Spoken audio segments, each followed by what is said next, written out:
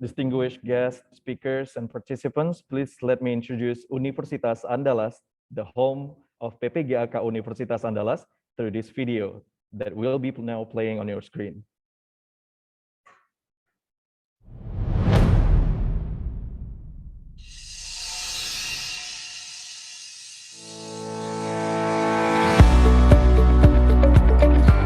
Andalas University is located in Padang City, which is the capital city of West Sumatra, endowed with a beautiful geographical area and religious community.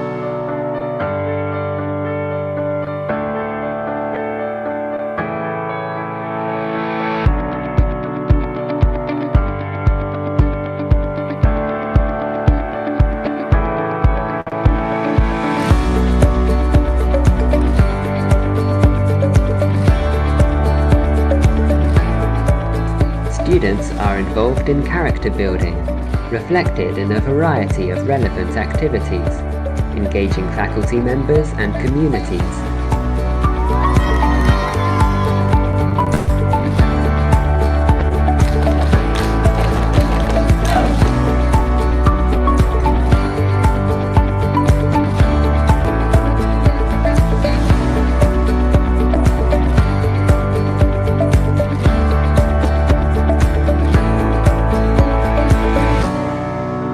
The university's unique academic structure also promotes interdisciplinary collaboration and allows the faculties to teach across related disciplines.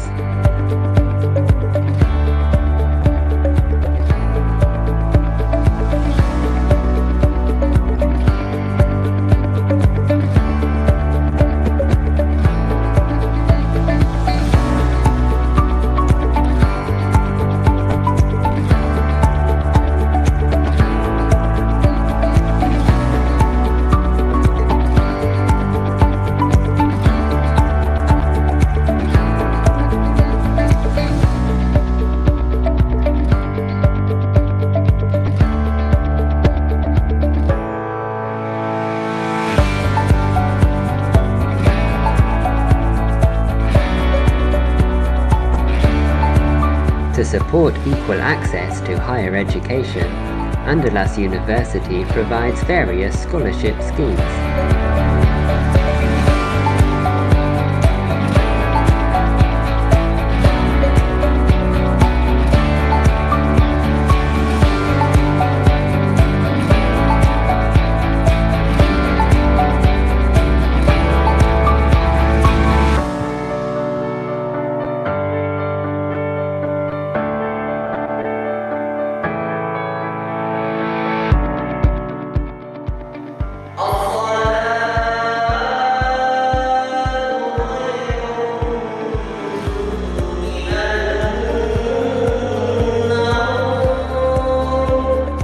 During their studies, students are involved in character building, reflected in a variety of relevant activities, engaging faculty members and communities.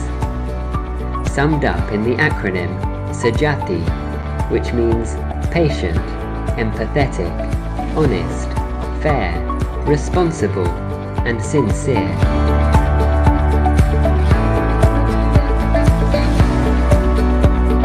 Interdisciplinary knowledge, in consultation with key industry experts, enables the faculties to develop programs that will better prepare students for working in industry.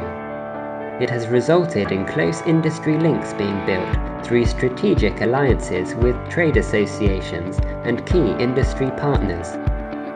Here the student is not only the dreamer, but also the doer who is proud of making things happen. Andalas University is committed to realizing its vision of becoming a leader in innovative university education by integrating learning, industry, and community.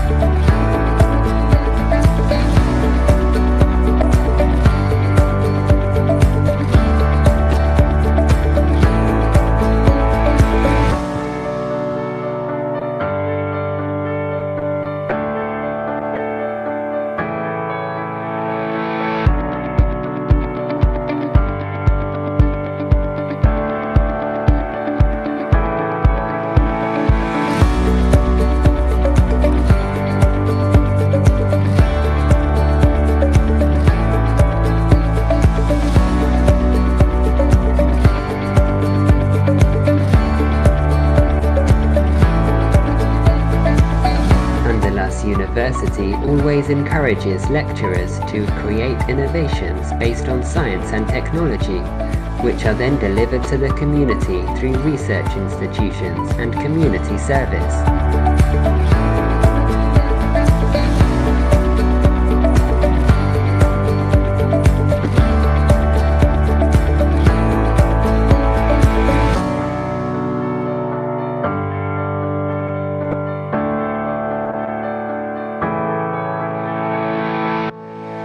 Andalas University applies continuous quality improvement, improving internal quality through conducting internal quality audits, and designing a curriculum that meets the needs of stakeholders, that is, the world of work and industry.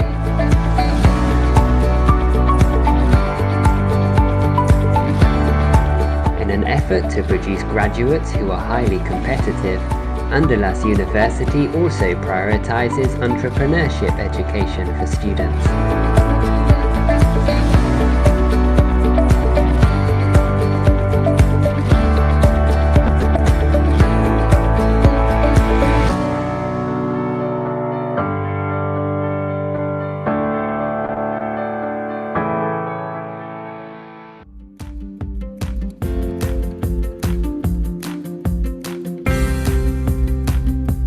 In an effort to be an international campus, Andalas University is preparing to become a state university. Various efforts to this end continue to be conducted. Students are given the opportunity to realize the issues faced by their communities. We encourage our students to help and serve others by offering them opportunities to go out and match their skills and abilities to the needs out there. We are proud to have created the university that we have today. All of these things increasingly encourage Andalas University to continuously develop itself to provide high-quality education for the glory of the nation.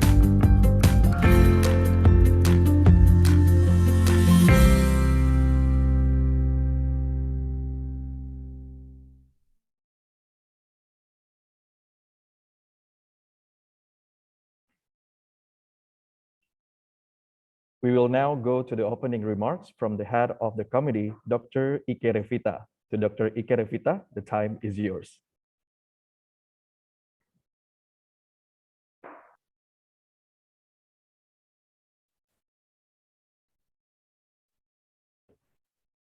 Bismillahirrahmanirrahim.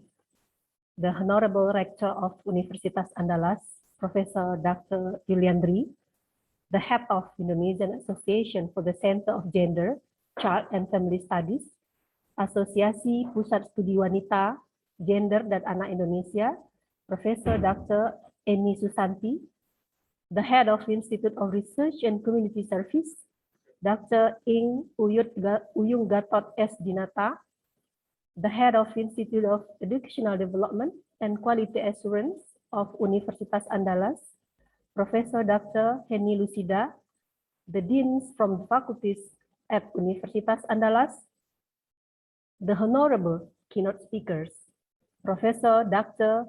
Alimatul Kiptiah from National Commission on Violence Against Women, Professor Hiraishi Noriko from Tsukuba University, Japan, Dr. Adis Duderija from Griffith University, Australia, Dr. Bernadette P. Restoration from Queen's University, Canada, Dr. Jendrius from Universitas Andalas, Indonesia, and also as the head of the Center of Gender, Child, and Family Studies, Pusat Studi Gender, Anak dan Keluarga, Universitas Andalas, distinguished guests, speakers, and participants. Assalamualaikum warahmatullahi wabarakatuh. Good morning, ladies and gentlemen. Praise be to Allah, the Almighty God. Ladies and gentlemen, welcome to Universitas Andalas and to the first international conference on gender, culture, and society held by Pusat Studi Gender, Anak dan Keluarga, the Center of Gender, Child, and Family Studies of Universitas Andalas, in collaboration with Asosiasi Pusat Studi Wanita, Gender, dan Anak Indonesia, Indonesian Association for the Center of Gender, Child, and Family Studies. Ladies and gentlemen, this year, the Center of Gender, Child, and Family Studies of Universitas Andalas aims to promote new insights and discussion about the current global perspectives, considering the differences in academic and subject fields approaches across time, countries, and economic sectors, with its implication, and to improve and share the scientific knowledge on gender research. The conference, which will be conducted from 30 until 31st August 2021, has main topic responding to evolving challenges toward achieving gender equality and social inclusion. This conference will present around 140 papers from around 50 institutions. The speakers also come from various countries like United Kingdom, Japan, Malay, Australia, Canada, USA, and Indonesia, which also aims to provide an opportunity for discussion and to enhance professional networking in various related to gender and social inclusion. This conference is meant to open our horizon that the issue of gender and social inclusion may be viewed from various disciplines and perspectives. The scholars, academics, researchers, activists, students, policymakers, observers of gender issues from national and international development institutions are sitting together at ICGCS 2021 to discuss these issues. Ladies and gentlemen, on behalf of the committee, I would like to express my gratitude and appreciation to all of those who supported our conference, Director of Universitas Andalas, the Indonesian Association for the Center of Gender, Child, and Family Studies, our honorable keynote speakers, plenary, parallel speakers, all of the reviewers, and all of the participants. Ladies and gentlemen, by saying Bismillahirrahmanirrahim, by the name of God, we do hope that you have a pleasant and fruitful discussion during the conference, new insight on gender studies and social inclusion, and broader networking in these areas. Thank you very much. Assalamualaikum warahmatullahi wabarakatuh.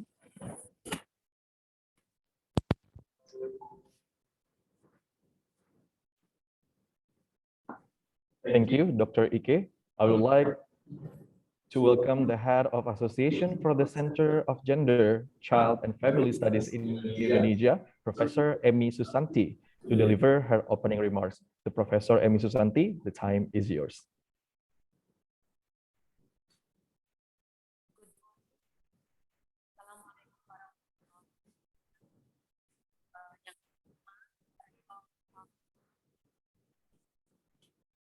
all speakers and participants of this conference. It is my great pleasure to welcome you to this International Conference on Gender, Culture, and Society. I am very grateful that Indonesian Associations of Center for Women, Gender and Child Studies, or Asosiasi Pusat Studi Wanita Gender dan Anak Indonesia, with the Center for Gender, Children and Family Development Studies, Andalas University, collaborate to hold an international conference this year.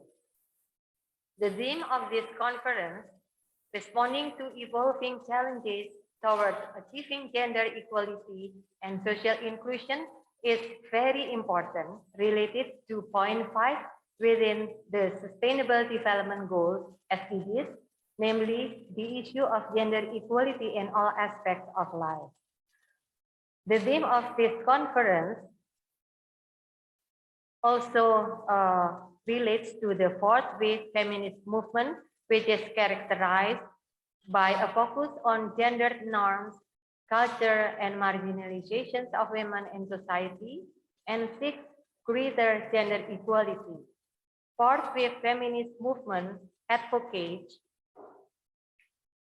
for greater representations of the marginalized groups in politics, business, and argue that society would be more equitable if policies and practices incorporated the perspective of all people.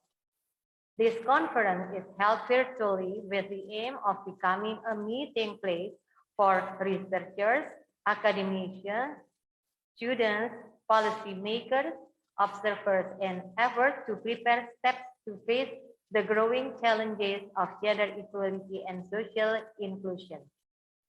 This conference presents speakers from 7 countries, and the participants come from universities and institutions, so that this conference will offer rich discourses and various narratives and knowledge on gender and social inclusion issues with the Sustainable Development Goals and fourth wave feminism framework in this new normal. We hope that this will be a mutual agreement in the context of responding to evolving challenges towards achieving gender equality and social inclusion. I sincerely hope everyone will enjoy the discussion and the networking sphere created by this conference. Thank you.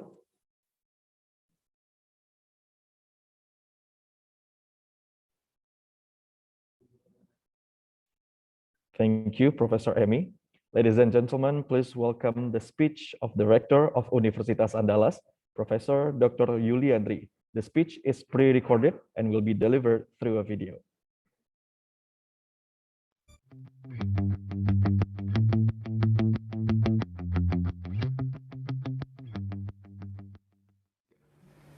Bismillahirrahmanirrahim. Assalamualaikum warahmatullahi wabarakatuh. Dear distinguished guests, especially to our honorable keynote speaker, invited speaker, and the committee of the First International Conference on Gender, Culture, and Society 2021. Responding to evolving challenges toward achievement, gender equality, and social inclusion.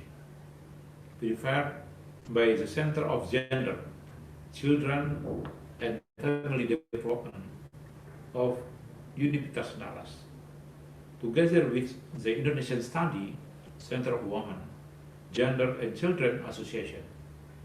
A warm welcome from me from Universitas Andalas, Padang, Indonesia. As the rector of Universitas Andalas, I appreciate to the people behind this activity, the collaboration and cooperation between scholars, researchers, academics, students, policymakers who focus on the issue of gender.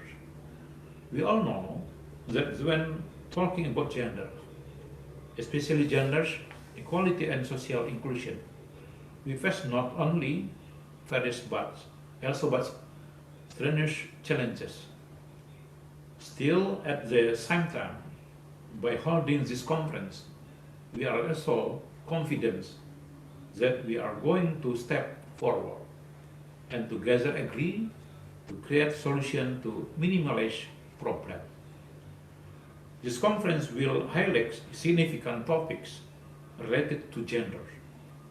There are 5 keynote speakers from 4 different countries, such as Indonesia, Japan, Australia, and Canada. Also, we have 135 presenters who will present their research within 19 different subthemes. I am confident this conference will become a fruitful discussion.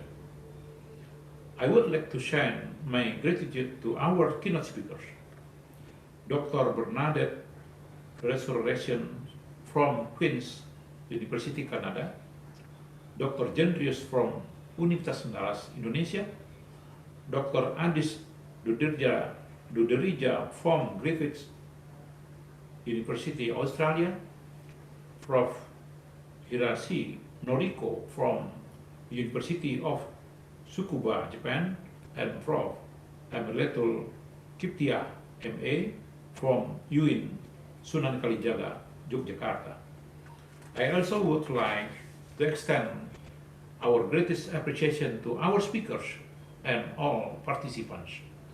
I believe the first International Conference on Gender, Culture and Society 2021 will be a great success and can accelerate Andalas University vision of becoming world-class university. Again, I would like to thank all the keynote speakers and presenters from sharing your experience and expertise at the International Conference on Gender, Culture and Society 2021. Finally, I would like to share my gratitude to partner organizations for supporting and contributing to the implementation of this conference. I hope you all have a very successful conference. Thank you. Assalamualaikum warahmatullahi wabarakatuh.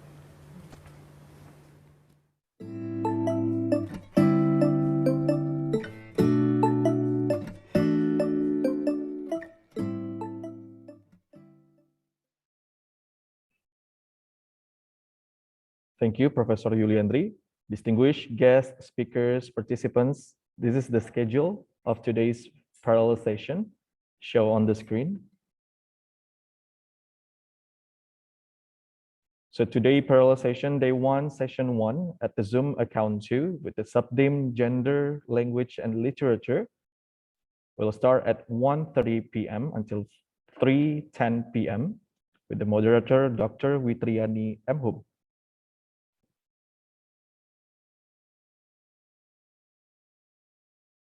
Still at the session 1 at the Zoom account 3, the subtheme is Gender, Communication, and Media. We'll start at 1:30 p.m. until 2:55 p.m. At the Zoom account 4 with the subtheme Gender and Public Policy.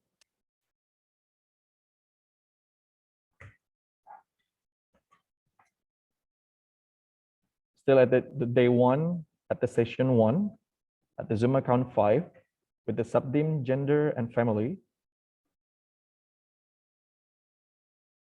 Continue at the Zoom account 6 with the subtheme Gender, Culture, and Religion, Gender and Sexuality.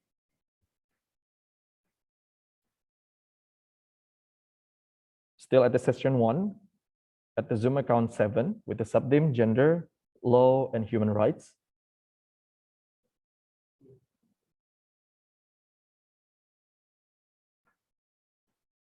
After the session 1 is finished, we will continue at the session 2, still at the day 1.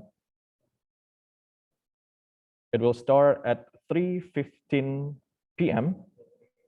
at the Zoom account 2 with the subtheme Gender, Language, and Literature.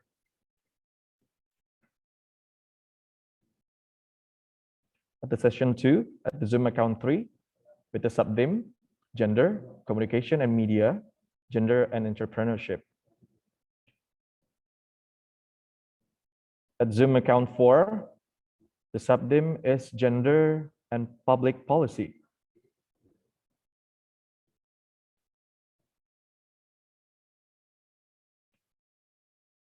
Still at the session 2, at the Zoom account 5, with the subtheme Gender and Family.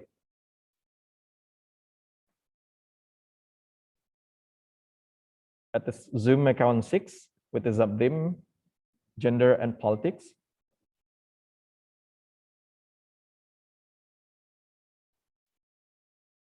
And finally, this is the Zoom account 7 at the session 2, with the subtheme Gender, Culture and Religion, Gender and Sexuality.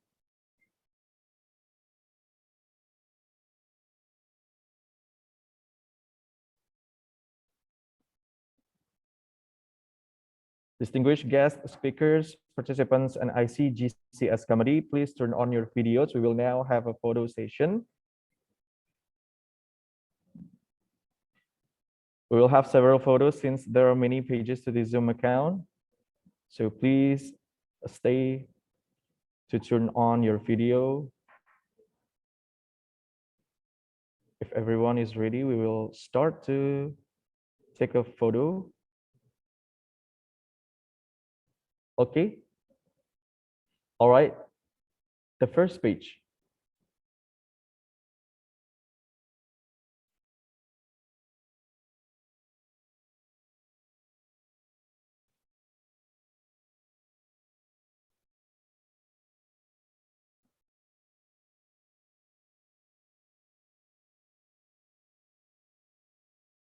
Continue, second page.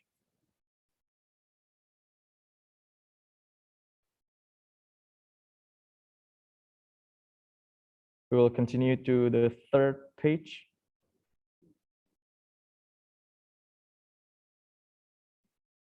Continue to the fourth page.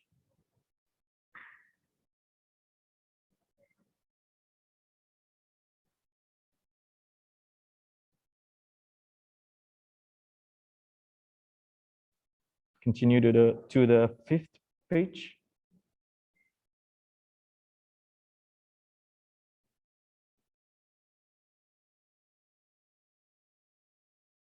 Continue to the sixth page.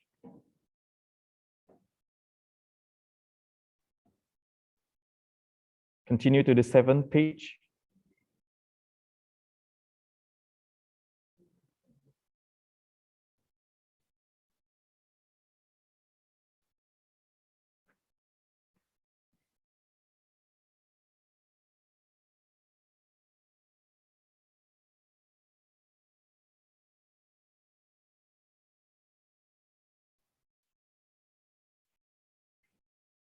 Thank you to all guest speakers, participants, and ICGCS committee. We will start at 9. The plenary session will start at 9:45. So now we will play for you some videos related to Minangkabau culture. Please enjoy.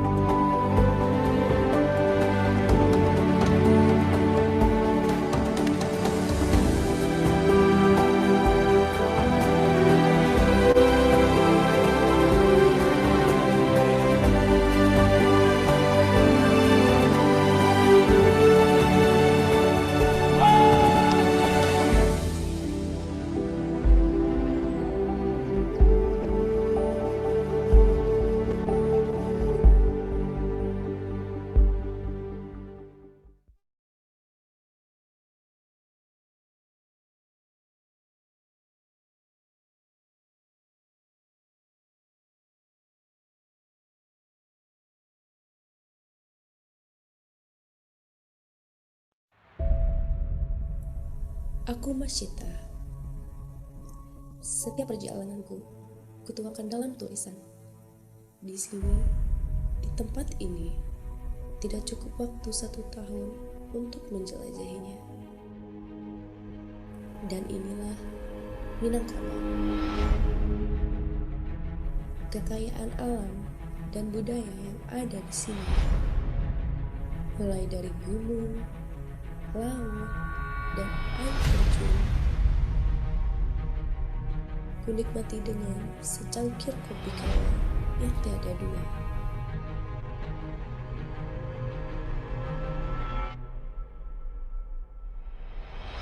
Banyak hal yang menginspirasiku, dari kegigihan, ketekunan, dan aku mulai berbaur dengan orang-orang yang menginspirasi ini.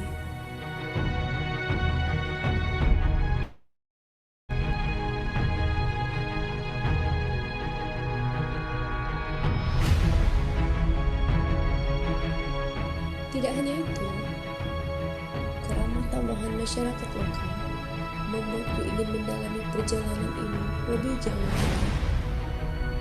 Kerajinan tangan yang beraneka ragam, heritage, dan budaya yang kental di tanah ini. Beberapa di antaranya silet,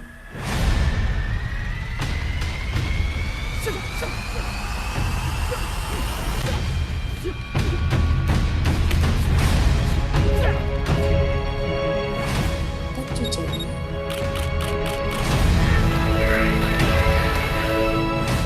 bakau adat, dan banyak lagi yang belum kutemui.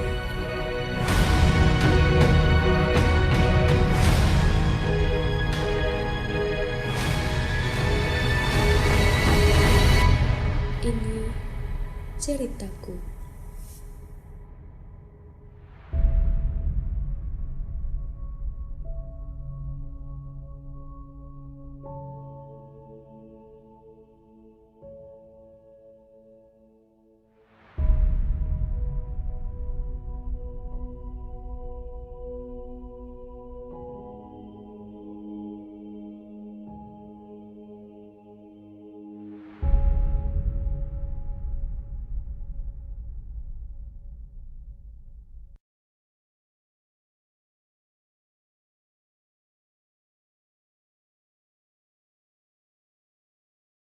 Mungkuah minta ampunlah sayo kabake angku pangulu sayo nan gadang basa batuah nan tahu cara dia pandai tahu lay bulia bake baguru pandai lay dape bake batanyo tiang adat sangihaluan payung.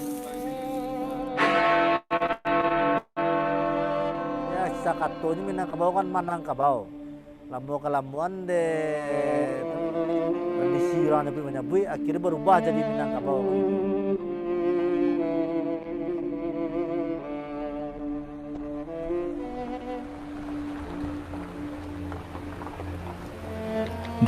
Juni 2017. Video ini untuk pertama kalinya aku rekam. Dikerjakan selama 2 tahun, akhirnya video ini dapat aku selesaikan. Kalau kamu bertanya mengapa aku harus melakukan hal sejauh ini hanya untuk 1 video, ya mengapa tidak?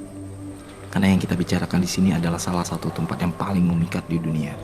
Tempat di mana aku menemukan keindahan yang mengagumkan dan kebahagiaan yang menyenangkan. Desa terindah, ombak terbaik dan makanan terlezat di dunia dapat kamu temukan di sini. Inilah kisah tentang bumi Minang. Tanah yang diselimuti keajaiban.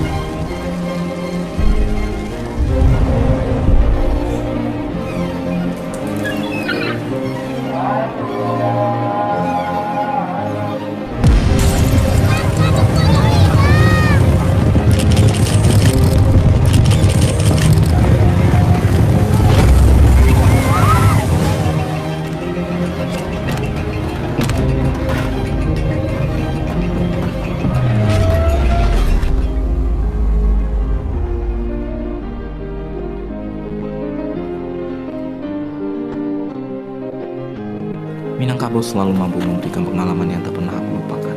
Pada akhirnya, meski memakan waktu 2 tahun lamanya, sebuah video tak akan pernah mampu mewakilkan keajaiban Minangkabau sepenuhnya. Untuk itu, jika Tuan dan Puan berkenan, berkunjunglah langsung ke sini, ke tanah ini. Tentu ranah Minang akan menyambut Tuan dan Puan dengan senang hati.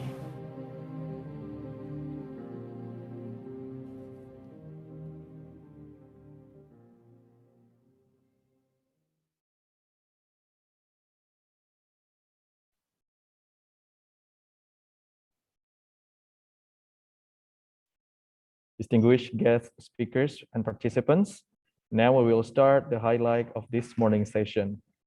Our keynote speakers plenary session. Our moderator for this morning is Insinyur Mutia Fadila Fakhrudin, Master of Engineering Science. Insinyur Mutia Fadila is a Chief Executive at Yayasan Al-Ihsan since 2015 until now, General Secretary at Yayasan Bagas Samansa Indonesia since 2015 until now, Secretary at Yayasan Bundo Kanduang since 2014 until now, Diploma Assessor Person Specification at Badan Akreditas Nasional Perguruan Tinggi since 2011 until now. And she is also a SWGI board in 2017. Insinyur Mutia Fadila finished her Master of Engineering Science at the University of Melbourne, Australia in 1996, and she is an engineering professional study at Universitas Sumatera Utara. Her research interest is construction management, including occupational health and safety, quality assurance. To Insinyur Mutia Fadila Fakhrudin, Master Engineering Science, the time is yours.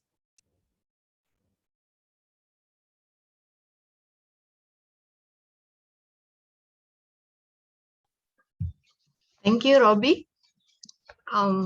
Ladies and gentlemen, may I have your attention? Plenary session about to begin. Batang durian banyak binalu, buah nan masak jatuh dahulu. Acara konferensi nan ditunggu-tunggu, ikolah masonyo mencaliakan ilmu. Durian stems many parasites, the ripe fruits falls first. The long-awaited conference, this is the time to show knowledge.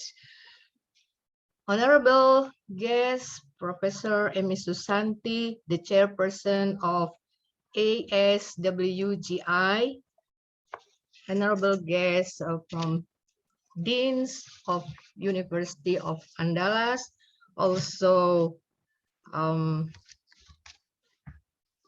distinguished guest speakers, ladies and gentlemen, Assalamualaikum warahmatullahi wabarakatuh.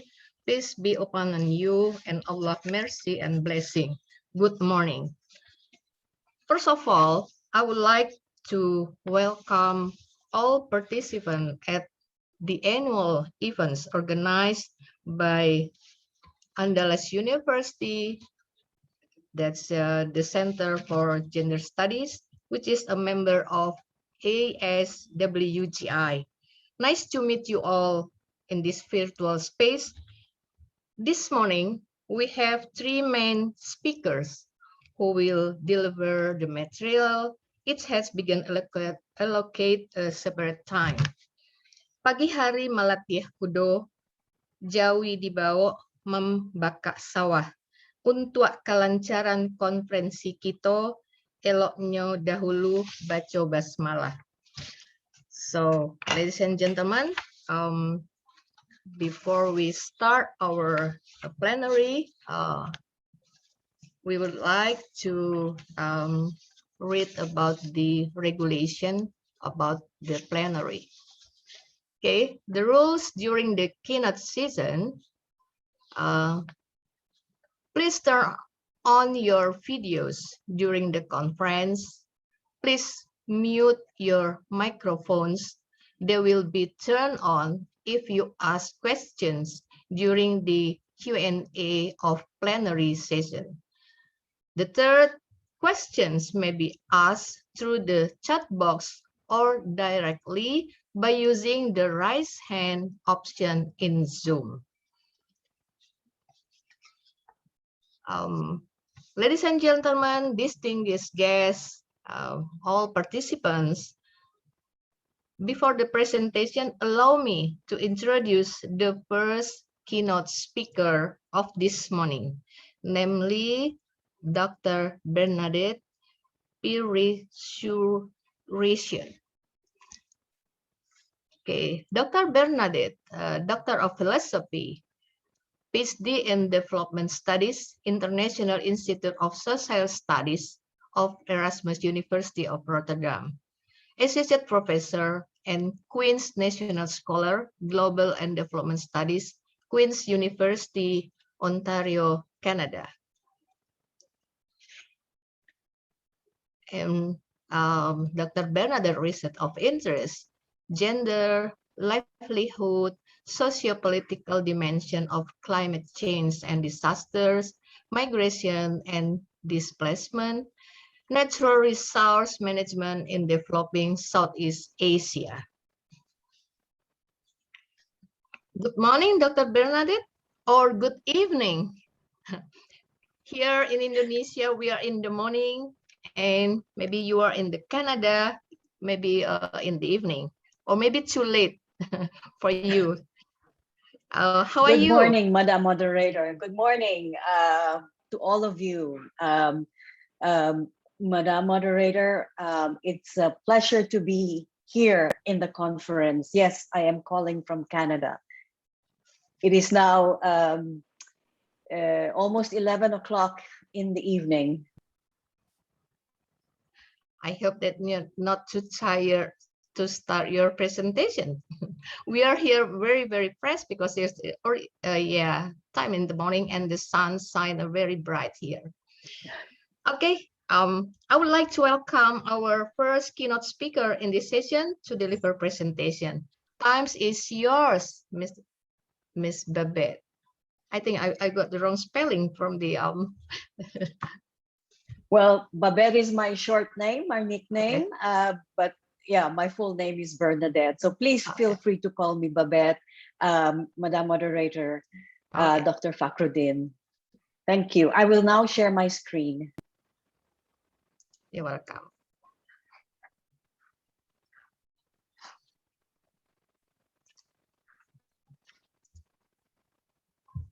Can you see my screen? Yes. Okay. Again, thank you once again for inviting me to this conference. I have had a very long relationship with Andalas University, and I've worked with a few of your colleagues at Andalas University, and I am just very honored and pleased to share some of the work that I do. I've been working a lot on gender and environment issues. So for this morning, for this conference, I would like to share with you some reflections on going green with climate technology. So I will focus on the interlinkages between gender, climate, as well as peace, taking some examples. So there's been a lot of talk of transitions to sustainable development, or more specifically towards going green and clean and having a low carbon future through the use of what we call to be climate change responsive technologies. Going green and clean is now an ubiquitous goal. It is everywhere. Governments are talking about it. Policymakers are trying to channel their efforts into realizing more sustainable ways of development. However, climate change has become the single most pressing issue of our time. Well, apart from COVID, especially now during this time. So if you look at the cartoon, you find there that even after COVID, we still have to face the problems of climate change. And I'm sure you are well aware of the massively tragic effects that climate change has had on lives, on livelihoods, in gender-specific ways, as well as putting the future of our planet at great risk overall. In Indonesia, for example, the projections are that water availability and food production will be most affected. Prolonged droughts, increased flooding, and more frequent and severe storms may lead to major agricultural losses and a substantial drop in food security. Increased frequency and severity of El Niño events, droughts, and fires will impact food production and the ability of natural systems to provide ecosystem services. As an archipelago, Indonesia will also experience increasing warming ocean temperature, sea level rise, and increased storms, changes in fish availability, inundation of coastlines, and mangroves leading to severe flooding and exacerbating risks to human health, affecting millions of people. What then are the interlinkages of these projected changes in the climate with gender and society in Indonesia and elsewhere? Sometimes we often think in terms of climate change and gender in very separate terms. I'm arguing that it's important to recognize that these are actually linked. There are interlinkages. And for a number of reasons, I offer 4 reasons why gender and climate change should be linked. First, the outcomes and impacts of climate change are not the same. The consensus is that those who are most negatively or adversely affected are those least responsible for climate change. In the first place, since the early 2000s, volumes of research has shown us that people are affected by climate change based on their gender, their class, their ethnicity, their race, their age, and so on. Some therefore experience the harsh effects of climate change more than others. Agricultural losses will affect households, which will in turn intensify care obligations and the need to make ends meet through more informal and perhaps dangerous means, which women often take up. Second, responses to curb and adapt to climate change need to be inclusive and should not worsen the situation of those who are already marginalized in society. Climate change lands in spaces where serious inequalities exist, and therefore our climate change programs, mitigation or adaptation, these are the 2 types of programs often created to respond to climate change. They should be fundamentally inclusive and ensure that the situation of the most marginal in society is not worsened, but improved or even transformed. Third reason, there's need to recognize that the same origins of climate change, that is the extraction of fossil fuels as cheap energy, or in general, the extraction of natural resources. I saw in the video, for example, the beautiful and rich natural resources of West Sumatra. This is the same kind of extraction of women's labor, care, and bodies, which is often undervalued, made invisible. However, these are largely needed to regenerate society and keep our societies surviving. Women, care, and nature reproduce life on the planet and in society.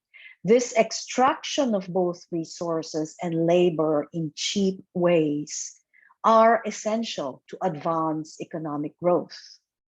The fourth reason for this interlinkage, there's need for collective voice and action to realize new ways of living with each other and our non-human others, our species, our different species, non-human species, as well as ecosystems that are based on a strong and fundamental feminist ethics of care. Too much abuse and destruction of bodies, of women, and non-human others, as I said, all kinds of earth species and ecosystems have been done in the name of extraction for economic growth. Okay, so I will, given those 4 reasons, I will focus on the second interlinkage between gender, society, and climate change. The solutions and pathways that have been institutionalized and created to curb and adapt with the adverse change effects of climate change. Climate change mitigation and adaptation strategies have gained the most traction, as you see in the slides. UN bodies, governments, all have mitigation and adaptation programs practically in place. Many of these strategies, as you see in this slide, are technological measures and programs. May Many I of these, interrupt, Miss Babette? yeah. Oh, your screen is not run, the presentation. Oh, you cannot see the screen? I can see the screen, but it's not you only show the title only, not the other. Oh, wait. The slides not run. There you go. And then, can you see this? Building climate resilience? No, not yet.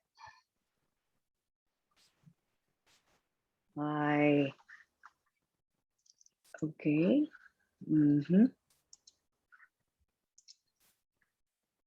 Can you see it? We only can see the title, the first slide. It's not moved. Okay. Has it moved?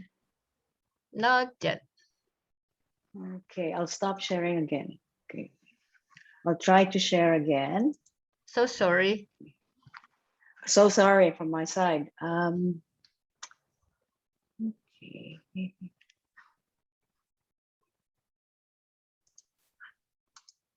Can you see my screen? Yes. Okay. So Yep. I'm looking at this slide now. Okay. Building climate change, climate resilience. Okay. All right, there we go. So climate change mitigation and adaptation strategies have gained the most popularity and the most traction. Many of these strategies, such as you see in the slide, are technological measures and programs. Many of these measures aim to transition to sustainability. But however celebrated they are as breakthroughs in the climate debacle, they appear curiously devoid of questions of social power and distribution. On this point, three specific things come to mind. One, the control corporate giants on the global economy remains firmly intact and persistent. This capitalist growth-led accumulation model hovers over many of these climate programs, further widening the divide between the rich and the poor. The same setup has been seen to shift and adopt a green approach without drastically altering wealth and profit accumulation goals. They capitalize on new, clean, and green technologies. If you look at the slide, flood protection, clean energy, infrastructure, that aim to reap and boost profits, but at the same time continue to compromise fair wages and social protection, especially for those who add value to the economy and whose labor is continuously extracted under cheap and flexible terms. Second, new technologies, despite being represented as being neutral, are themselves processes, social processes, which may initiate or worsen social exclusions that support patriarchal and elite capture, or may place heavier burdens on the shoulders of all the already poor and marginalized. Introducing technologies are social processes, and they may sidestep or worsen wealth, power, and knowledge hierarchies. In other words, though climate change responsive technologies are often described in terms of technological innovation and can promise new green jobs, they are linked to political, social, and cultural institutions that continue to create and sustain social inequalities.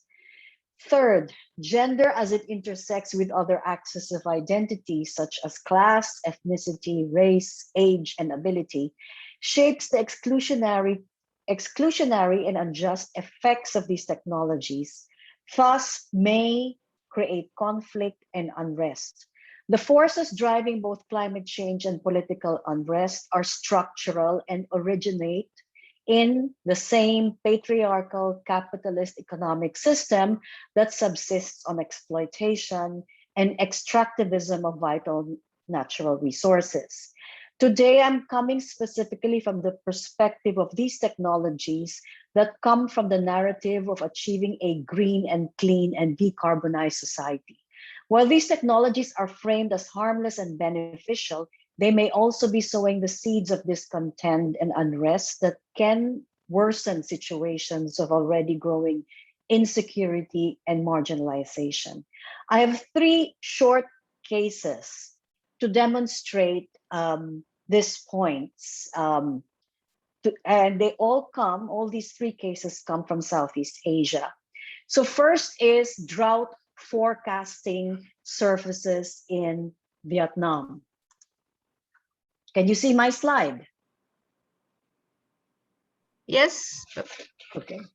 So the case of Vietnam. From 2014 to 2016, Vietnam experienced its worst drought in 90 years, with 52 out of the 63 provinces affected. This emphasized the Vietnamese government's need for a reliable forecast information about rainfall and drought. To address this challenge, a consortium of GIS specialists based in Southeast Asia worked with Vietnam's Ministry of Agriculture and Rural Development to develop a geospatial tool which enables local agencies to prepare for and respond to droughts, applying this to 2 pilot communes in Minh Thuan province. Farmers, especially women farmers, are generally not considered as decision makers in climate change adaptation by government authorities. Instead, they are made to rely on administrative decisions and are recognized primarily as disaster victims or passive recipients of emergency assistance. For women farmers in a small commune called Ninh Ha, many activities require long-term forecasts. They said that if they knew that the next 3 months would be dry, for instance, they would store water or dig deeper ponds and shift to short-term or drought-resistant food crops such as beans, cucumbers, melons, or vegetables. This was part of their care work, both for nature and for their households. The government now is also urging farmers to abandon their traditional paddy rice agriculture and instead to resort to cultivating mung beans and other drought-resistant cash crops.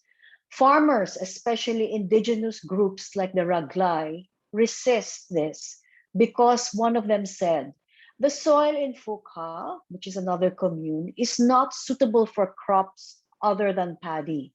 The government thinks that the resistance is due to lack of knowledge of new crops. The farmers, however, had no choice but to comply with the decision, as this was part of the agricultural development plan for the province, which was intended to boost farm trade, guided by the new drought forecasting tool.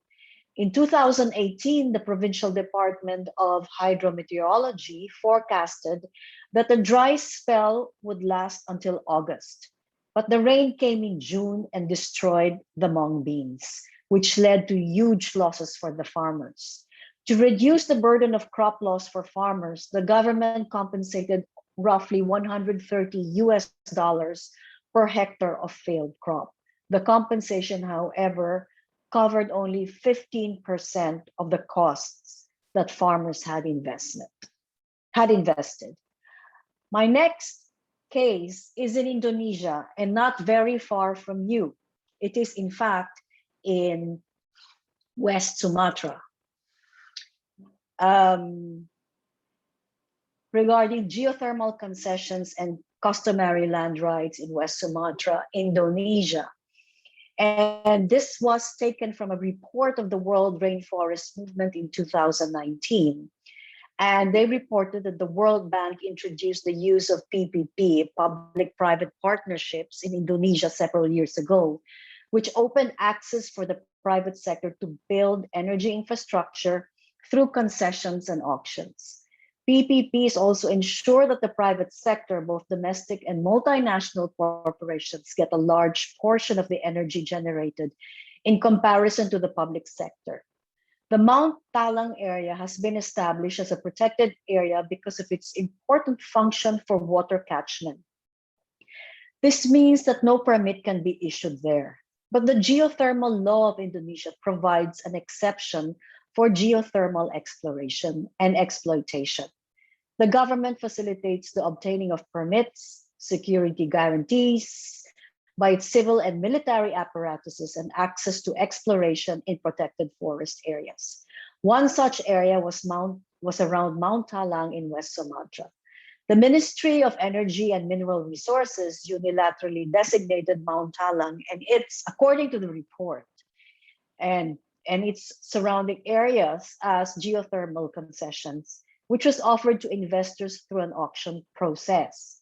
From experience in another research site in West Sumatra, where I used to be a researcher for the Stockholm Environment Institute, I am speculating here that this process was male-dominated, totally sidestepping the fact that customary land law among the Minangkabau indigenous people, the local inhabitants, is matrilineal, where land tenure decisions are traditionally in the hands of women. The permit for exploration and exploitation period will run for 37 years. This, however, was issued without a proper process of consultation with affected communities, which in turn triggered protests, as you see in the slide, since there was no free, prior, and informed consent. However, in reality, the communities were being urged to approve this geothermal project by arguing that this was part of a national strategic project. Communities in Mount Talang basically raised their questions. If our environment, land, water resources, air, and livelihoods is being destroyed and polluted by geothermal exploration and exploitation, how can this energy be called clean? Clean for whom? And why are we not being heard at all in this process? Subsequently, the state has used militias to quell the protests. 3 people were imprisoned on charges of provocation. This has not made the community back down. According to the report, on the contrary, they are more energized. The community, as per the report, has filed a lawsuit against the Ministry of Energy and Mineral Resources, which unilaterally designated their villages and land as geothermal working areas. I have no information about the latest development on this case. So this was a report of as of 2019. So I apologize if there are more recent developments that I might not have included in this account. The third case is the Philippines, and this is the introduction of clean transport and reducing emissions in the city, in Manila, the Philippines, the capital. Electrification of public utility vehicles plays a vital role in the transition towards a more sustainable transport system by reducing air pollution and dependence on fossil fuels. There are around 270,000 public utility vehicles in the Philippines, the jeepney being a refurbished version of the American road jeep is the most popular, the photo on the left. The government aims to employ around 200,000 electric jeepneys or e-jeepneys with the following incentives: 5% subsidy for each unit, 6% interest for loan purchase payable in 7 years, an equity subsidy of $1,500. Despite these incentives, jeepney operators and drivers are still hesitant to adopt them due to high investment and operational costs, lack of technical and policy support and public acceptance, lack of charging infrastructure, and they also doubt the availability of vehicle parts and charging stations.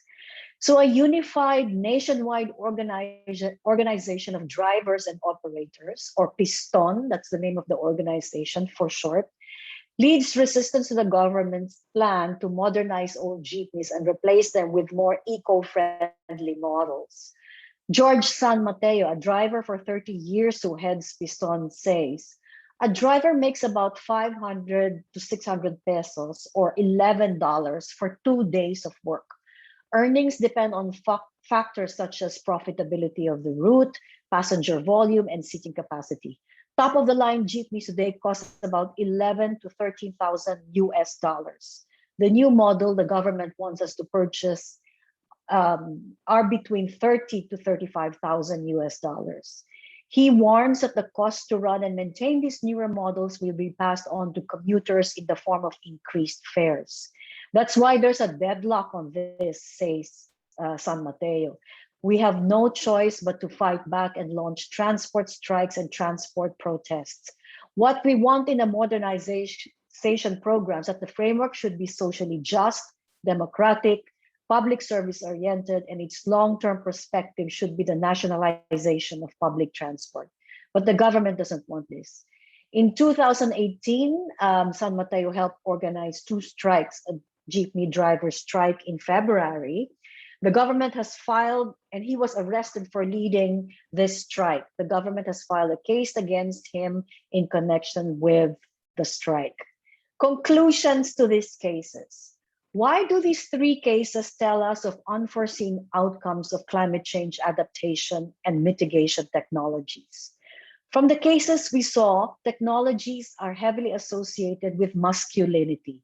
Policies that favor expert knowledge that prioritize the trajectory of economic growth through cash cropping using drought technologies, but which are denied smallholder farmers, including women, because they are deemed dependent and unknowledgeable. Encroachment on land for clean energy concessions and a reconfiguring of gender and ethnic relations and their land rights.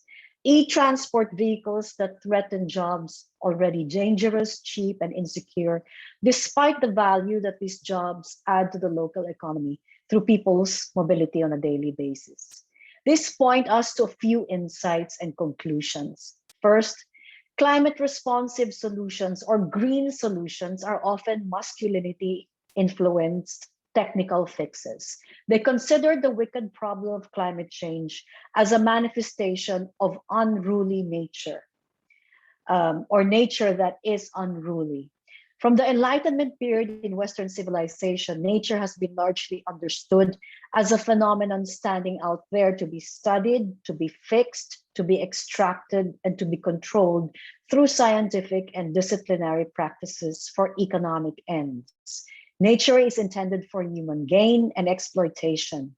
And when nature becomes uncontrollable and unruly, science needs to step in yet again to make it intelligible in order to control it, a very masculine practice, such as in drought forecasting efforts in the Vietnamese case.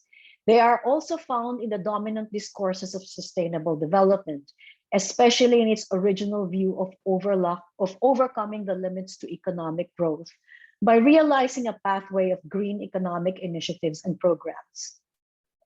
It is this same dichotomized view of nature and society that deploys technical solutions to climate change problems without addressing the deeper social, economic, gender, and political causes of such problems in the first place. This in turn demonstrates growing blindness to the inequitable power system that can account for both unsustainable environmental practices and the unequal distribution of benefits and disproportionate costs being borne by vulnerable people, women, and communities. Second, there's a narrow understanding of vulnerability as only vulnerability to climate change, such as in the Vietnamese case where farmers face the risks associated with drought. There's no recognition of the systemic and contextual political, economic, and cultural drivers of vulnerability. For instance, their knowledge as unable to stand up to expert knowledge and their unfavorable economic capacities to absorb farm production losses from projects initiated by the government. The jeepney drivers, West Sumatran farmers, and Vietnamese farmers are not opposing clean and green advancements per se. They are opposing the blindness to the worsening aggravations that these technologies may cause on their already existing vulnerabilities, and which may not be due only to climate change. And third, these interventions are top-down measures whose underlying trajectories are masculinized technological and market-driven advancements. As such, the science and technology behind climate change mitigation and adaptation measures may grossly sidestep the context where they land, contexts heavily defined by everyday social and gender inequities, which they can induce or even worsen. The design and deployment of renewable energy systems, such as the geothermal concessions in West Sumatra, occur in contexts defined by already existing marginalization of indigenous groups. Inequalities embedded in incumbent fossil fuel production systems can persist in their replacements if women and other marginalized groups are still excluded from decision-making and from the benefits of a just energy transition. As a result, this can provoke resistance and unrest and a misleading narrative that these groups are anti-green, anti-development, or anti-clean. So what we are increasingly learning from these measures is that we should not assume that going green and clean automatically leads to justice. It does not lead to justice, not automatically. A paradigm shift, one firmly based on social justice, care, and recognition of the interdependent relationship between people and nature, and not an exploitative one, is now more crucial than ever.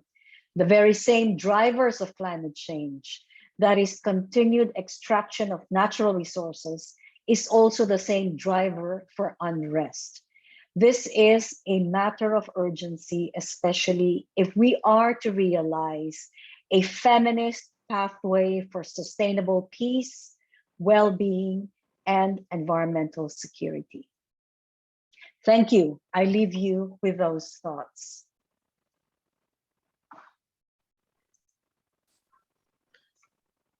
Thank you, Dr. Babette. It's very interesting topics because we face more natural disaster lately, not only in West Sumatra, but in other islands in Indonesia. Ladies and gentlemen, ladies, distinguished guests, all participants, if you want to ask question, don't hesitate, and please, you can write it on the chat room. You can also write in Bahasa Indonesia, and then the committee will translate it and ask to Dr. Babette. Or are there any question from, I will give three question first. I look at the, yeah, Professor Min Pratuuju from Nusa Tenggara Timur. Who else? Would you please, Ola, can you see? I can see the who raised hand. Oh, the second one, Ibu Melanie Abdul Qadir. And the third one, okay, only two. Oh, Ibu Adriana Nurdin. Okay, Prof Min for the first. Yes, okay. Please. Okay. I'm Min Ratuuju from the Center of Gender and Women Study at Sandalwood Island of University Nusa Tenggara, we call. Nusa Cendana, located in East Nusa Tenggara Province, near Australia. My question is, climate change has an impact that is affecting the family and household. In this condition, the resiliencies of families and household will affect it. Do you have government policy and developing models in the face of women's empowerment impacts of climate change. Thank you. Should I respond immediately, or are you going to collect I think the questions? we wait to the others choose question.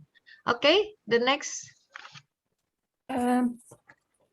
Dr. Restoration, my name is Melanie Abdul Qadir Sunito, and I'm from Bogor Agriculture University, and I'm also a fellow at the Samdana Institute.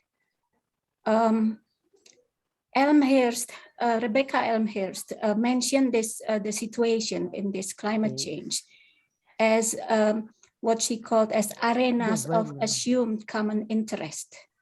So most development agencies or government sees that the impact of development activities will be the same for the whole community and all the community members, including men and women.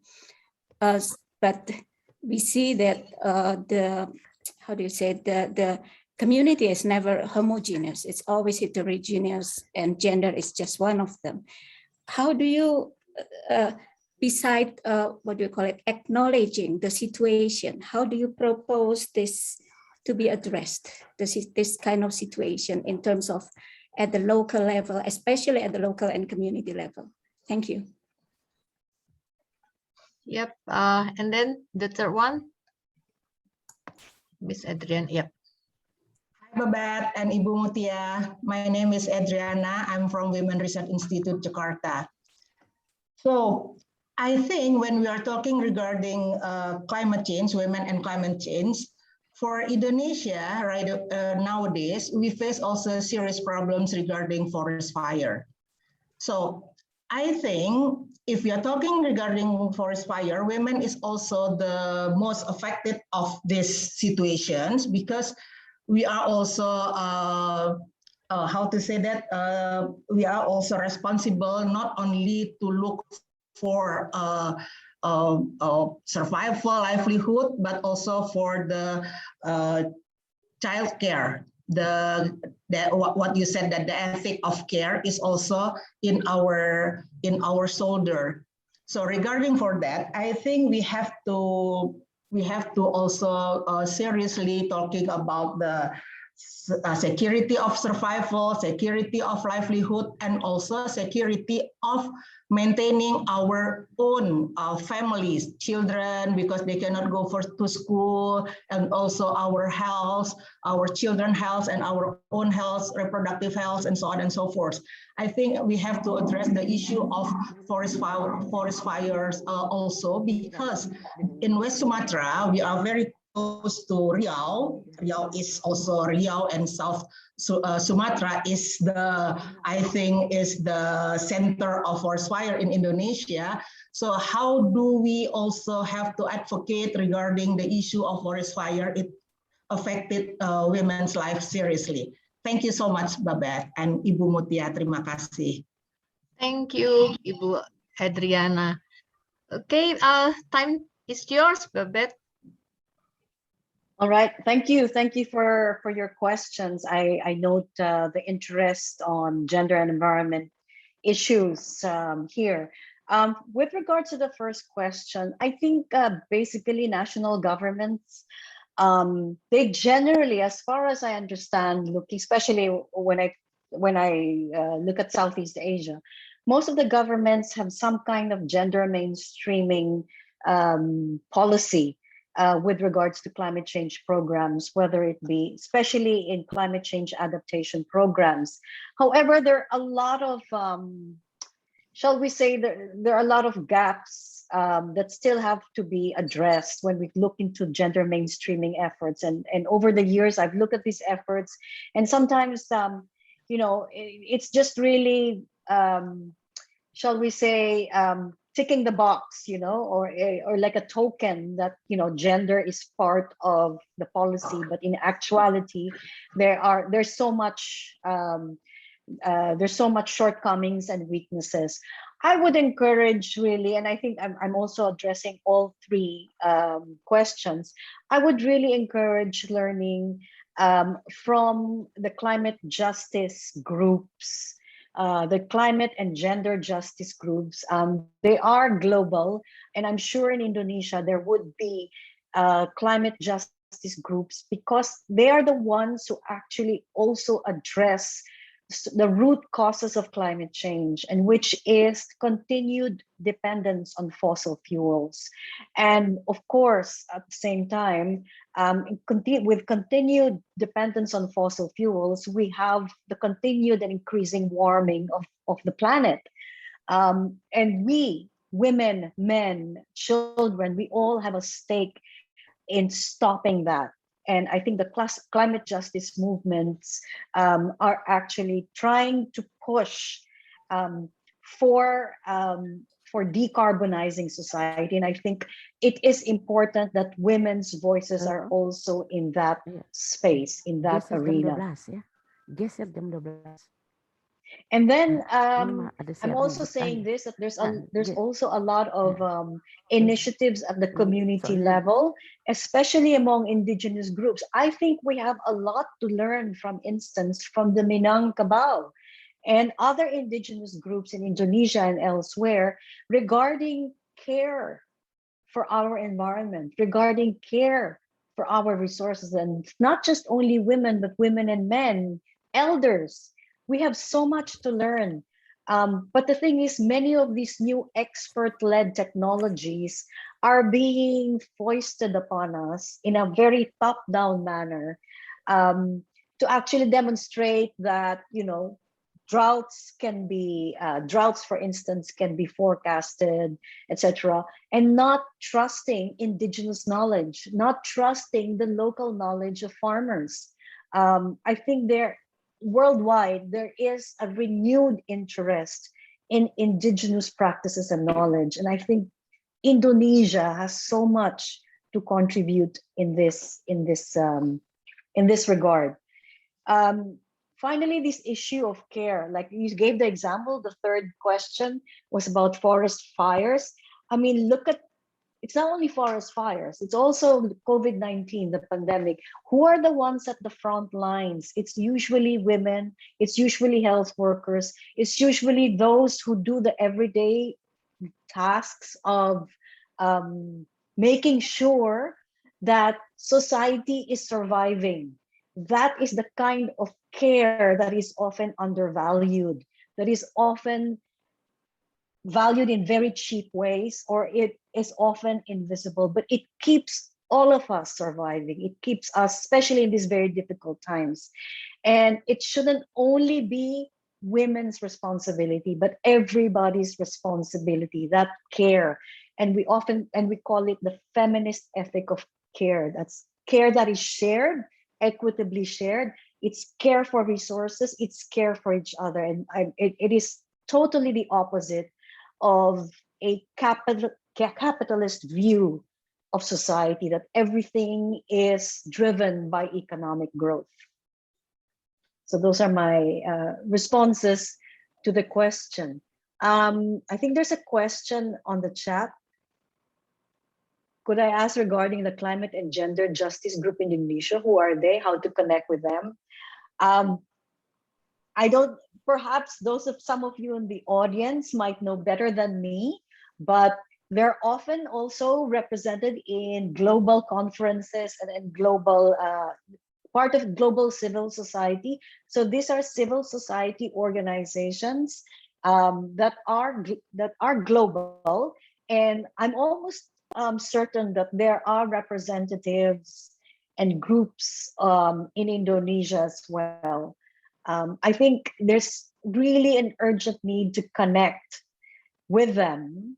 And we shouldn't be talking only among ourselves in academia or with policymakers. There's an actor there that's really almost all the time invisible in these kinds of meetings, but they are the ones that really are pushing the boundaries and making sure that interests of the marginalized are heard and represented.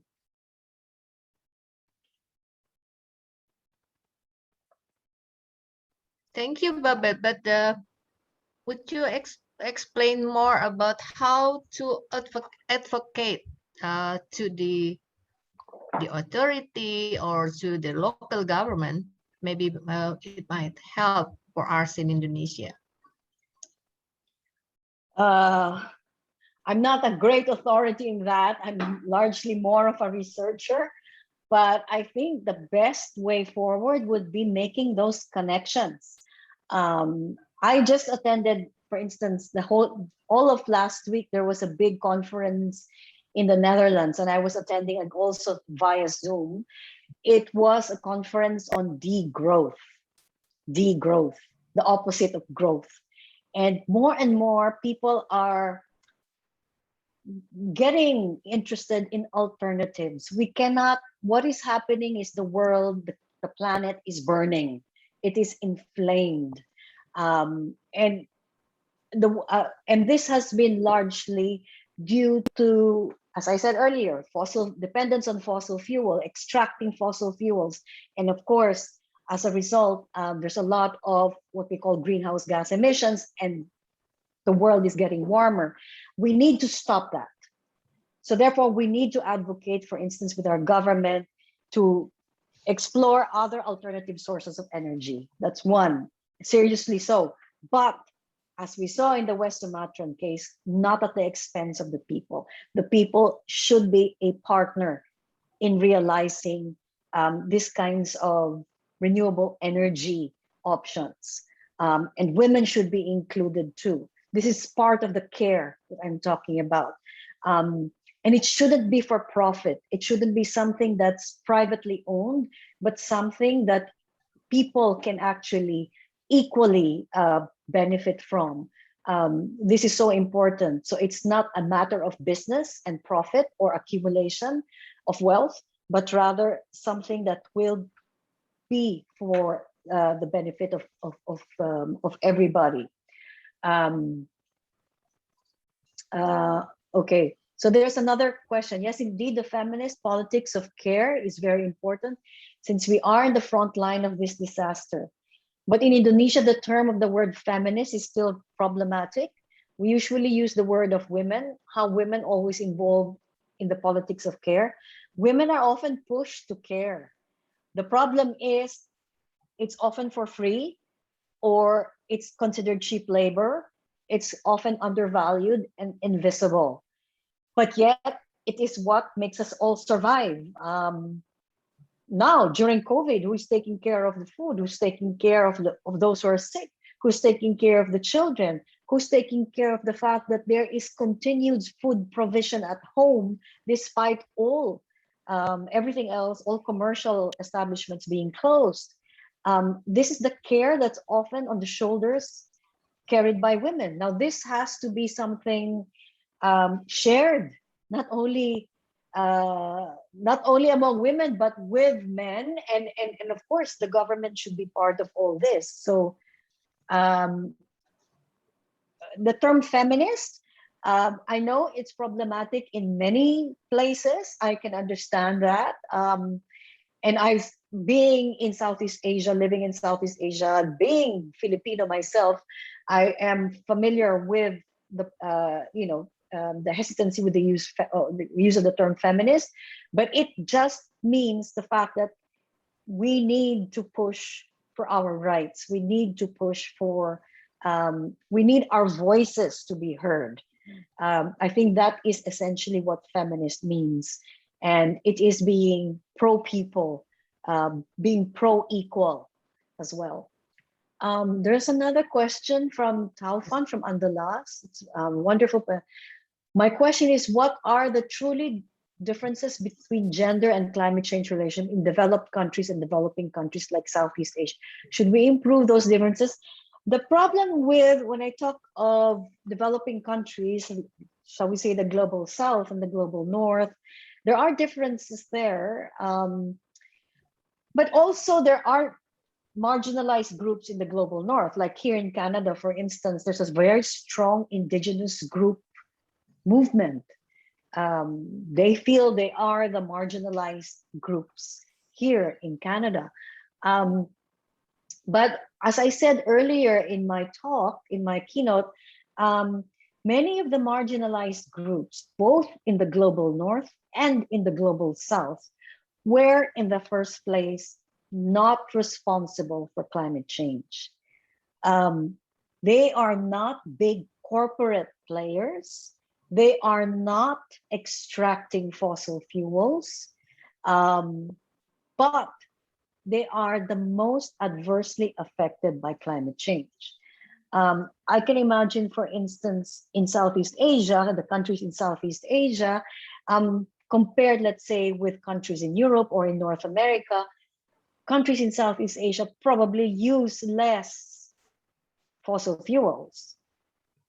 But they, in Southeast Asia, actually experience the worst effects of climate change, the worst effects of flooding, the worst effects of droughts, of sea level rise, are very intense and more frequent now in Southeast Asia, especially in Indonesia and other parts of, and the other islands in Southeast Asia, Philippines, even Vietnam. They are experiencing very, very severe effects of climate change, but yet they have not been responsible for global warming or climate change itself. Consuming local foods. In Indonesia, we import a lot of foods. Yeah, so there's another comment here is that unfortunately in Indonesia, we import a lot of foodstuffs and even fruits. You know what? It shouldn't be just the women's responsibility about this, but it should also be at the national level, at the level of the national government. Again, this is global trade. This is globalization.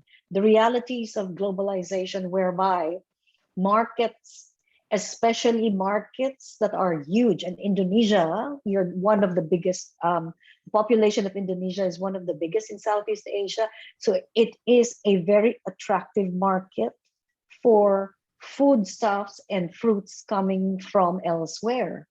How can we change this? I think, again, it would have to be pressure from the citizens themselves, from the producers and the farmers themselves, the local farmers. If that movement can be strong enough to actually resist importation of foodstuffs and actually instead be supported to develop local food production, I think it would be much more sustainable. So it's not just the women's responsibility. I think it's everybody's responsibility. Okay.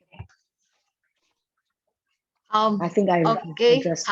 Dr. Babette, I think the time is up, and we are really wants to continue our conversation and discussion, but we have another agenda for this morning. But before, we would like if you stay until the end of the plenary session this time. But if you want to leave, before you leave, the committee will give you a kind of certificate and take picture together with the committee. Please stay for a while. Ibu Ike, are you here? Okay. Time is yours, Ibu Ike.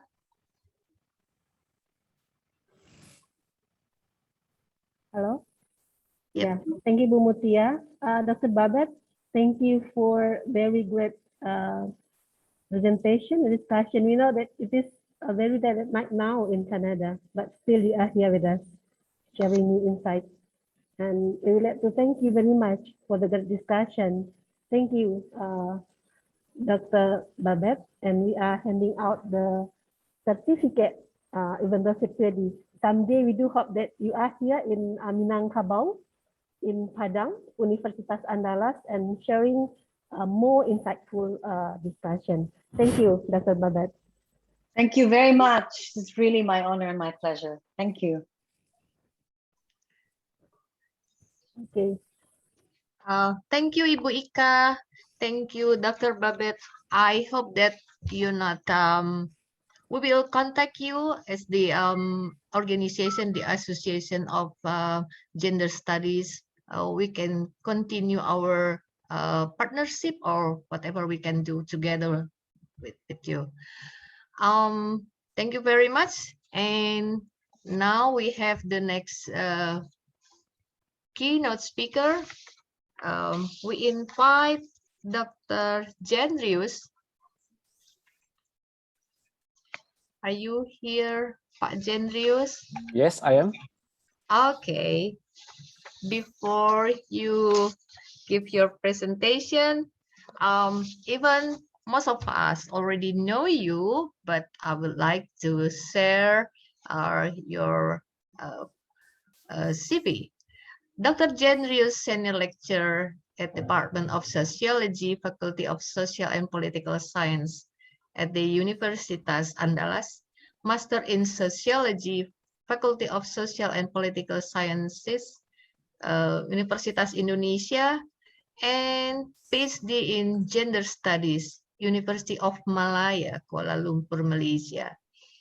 And Pak Jendrius also editor board of Journal Sociology Andalas, editor board of KAFA, Journal Gender and Anak, editor board of Journal Humaniora, Universitas Bina Nusantara, chairperson of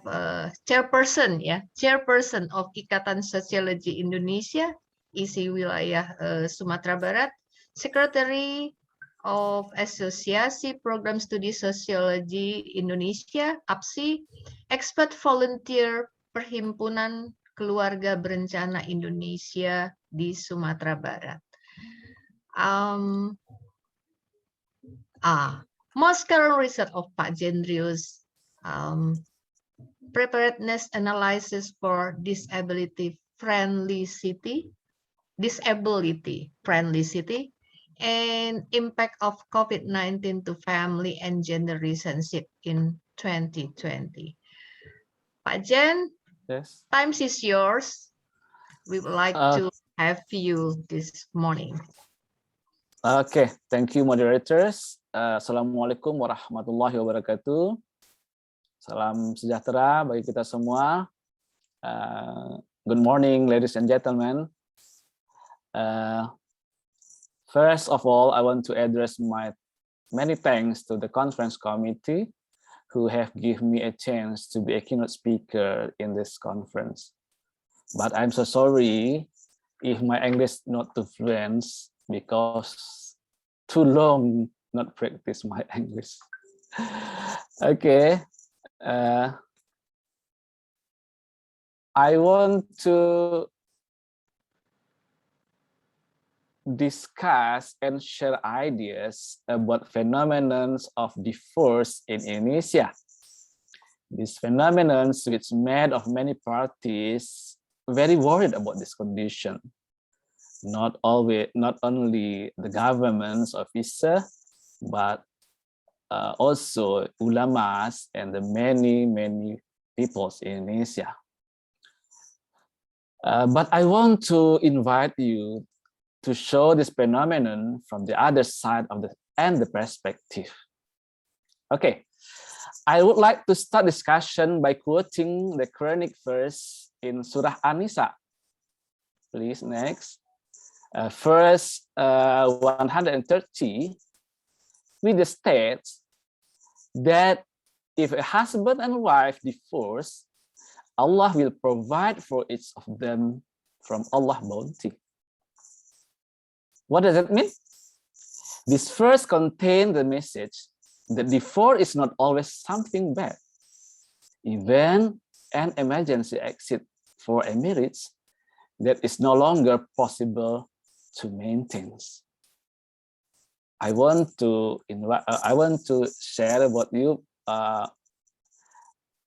the divorce not always bad for the people. Okay. Next slide, please. Okay, let us to show this trend divorce rate in Indonesia. Data for the last 20 years shows that trend of divorce is getting higher. In 2008, divorce was still in the range of 10%, but then this figure was higher, namely to 20% in 2019. This means that in every 100 marriage in 1 year, 20 of them in divorce. There are several regions and provinces with divorce rate above the national average. Almost all provinces in Java have a divorce rate above 20%. Meanwhile, areas outside Java with the higher average divorce rate are South Kalimantan and South Sulawesi. Okay, next. Okay, next.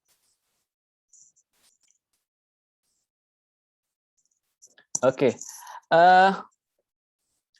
in the Islam, there are two kinds of divorce. The first one is talak, and the second one is hulu. In Indonesia, say the cerai gugat. If we saw this table, it shows that year for year, the rate of the cerai talak of the huluk, the more higher. Okay. Various parties try to explain why there is a tendency to increase the divorce rate. There are experts who explain that this phenomenon is related to the increase in individual freedom in line with change in political climates that are increasingly free and liberal democratization process that has hit Indonesia.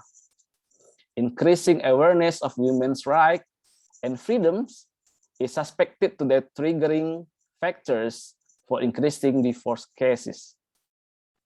Another view tries to find a connection between the increasing trend in the divorce rate and change in the religious climates in Indonesia. Next slide, please. The number of the divorce in the line with the increasing prevalence and development of the more puritanical understanding of Islam. The victory of the PKS party in various regions and the emergence of Islamic groups who wish to implement a more pure Islamic indicate this. Therefore, it makes sense that the trend of increasing divorce rates occurs in provinces where the majority of the population is Muslim.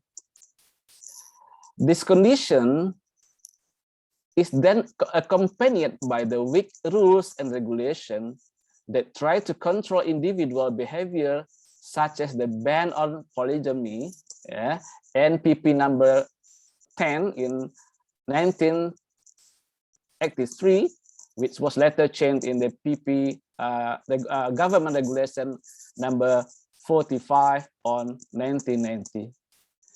Government regulation to control the behavior of the state civil servant.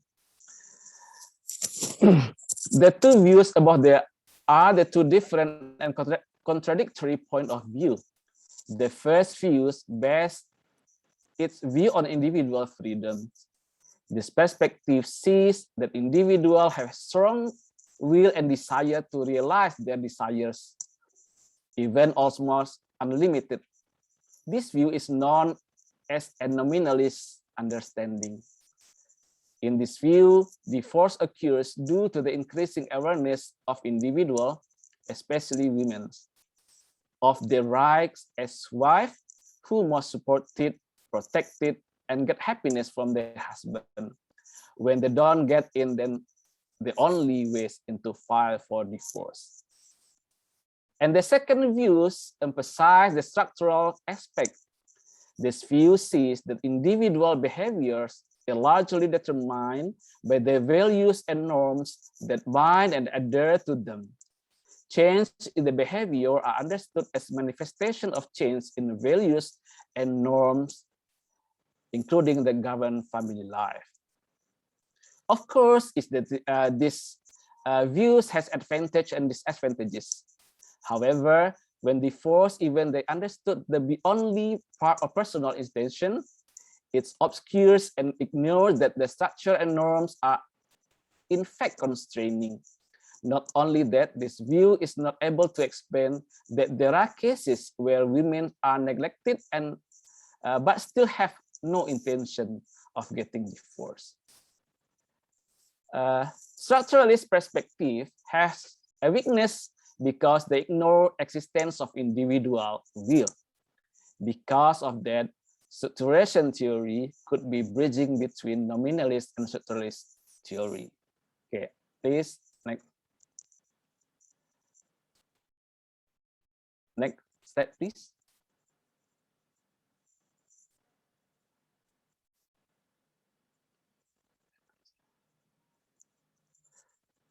Okay.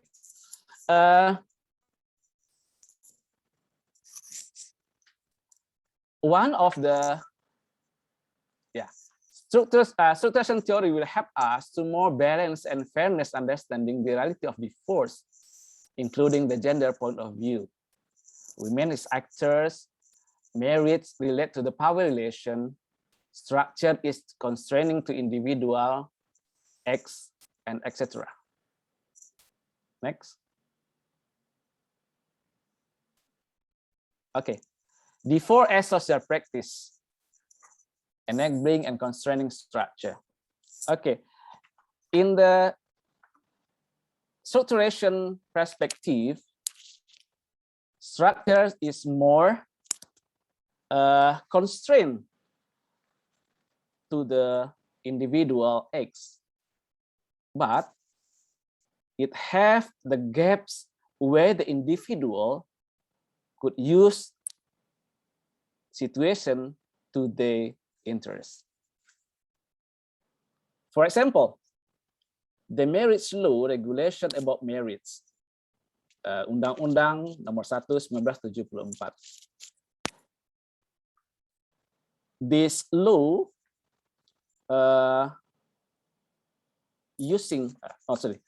the law contains norms, the merits only for the one for the life, for their long life. But in the same times, this law make possible to women to petition of divorce.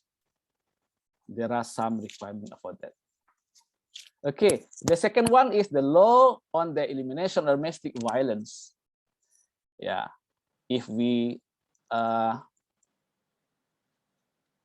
saw the many cases in this cerai gugat, more or the many cases based on domestic violence reasons. Okay, and then in so many cases, in the many family in Indonesia, there are still intervention of the parents and extended family.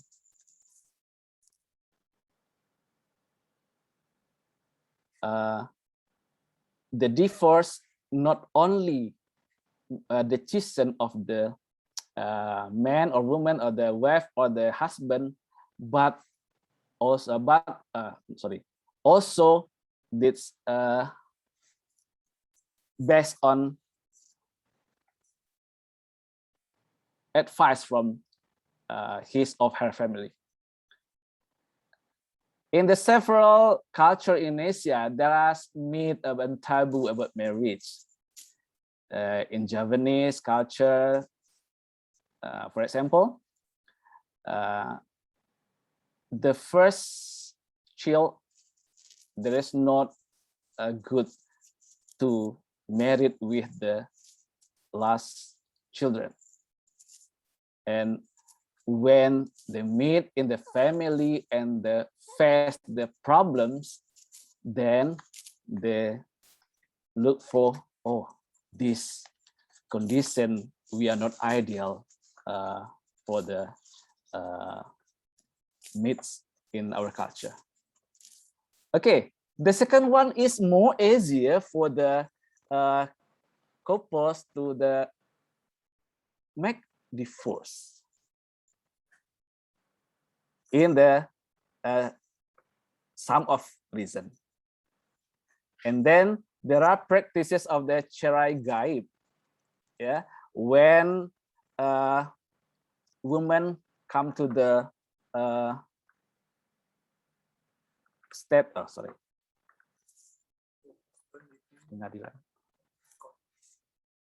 for the Islamic courts, he's make the register to the government officer.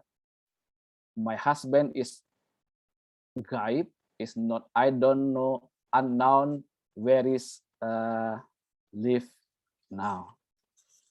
Okay, then the practice of unregistered marriage in the several areas, that some the many cases where the unregistered marriage, and then using by the women to make the petition of the to cerai gugat. And then any cases the divorce want to long process and spend money. And the last one is stigmatization of widow. In any of Indonesian places, the widow is not bad. Widow is very bad. There is no big janda, but there is many janda kembang, janda kaya, janda baheno, or something like that. This condition can you sing by the couple, by the women, to make the reason to got the gap from the regulation to a petition of this couple to the Islamic court. Okay, next.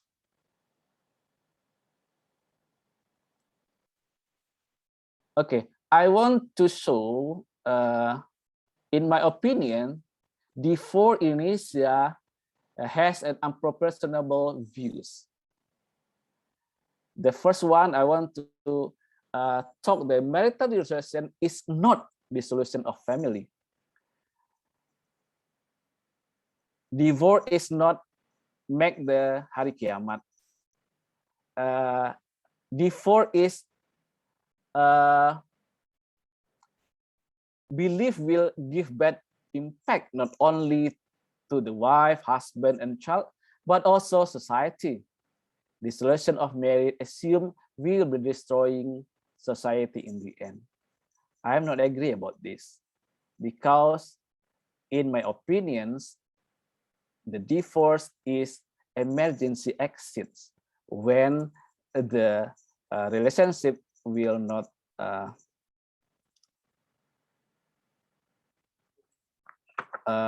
what do we call?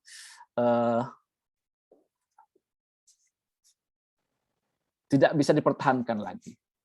Okay, the second one is consequences of divorce, negative or positive consequences. Yes, divorce have negative, but it more positive consequences respectively. Even in many cases have positive consequences. And I want to invite you to show this many cases that divorce is many positive consequences. Okay. Next, please. Okay. My conclusion is the first divorce in Indonesia is increasing year by year during two last decades. Increasing of divorce rate worried many parties, but the understanding tend to be based on nominalist or structuralist perspective. It is need for a perspective that more fair to understanding this phenomenon. In my opinion, the structuration theory is more better to explain about that. And then the last one, divorce have negative and positive consequences respectively. Event has more positive consequences in the many cases. Okay, thank you. And Assalamualaikum warahmatullahi wabarakatuh. Waalaikumsalam, Pak Jen. It's very interesting, and we can see all over around us there are so many things happen, the positive and the negative of the divorce. Okay, all participants, guests, and our speakers and committee, please and ask the questions. Do we have on the screen with raised hand? I can see it. Ola, can you help me to see who is raised their hand, or maybe somebody write on the chat? Do not hesitate to write your question in Indonesia, and the committee will translate it.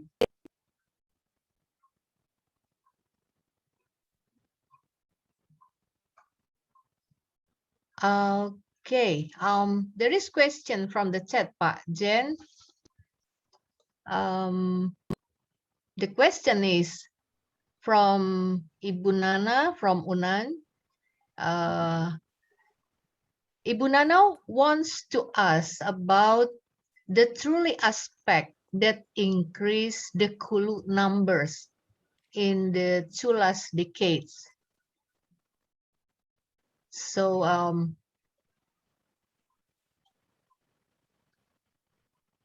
okay, since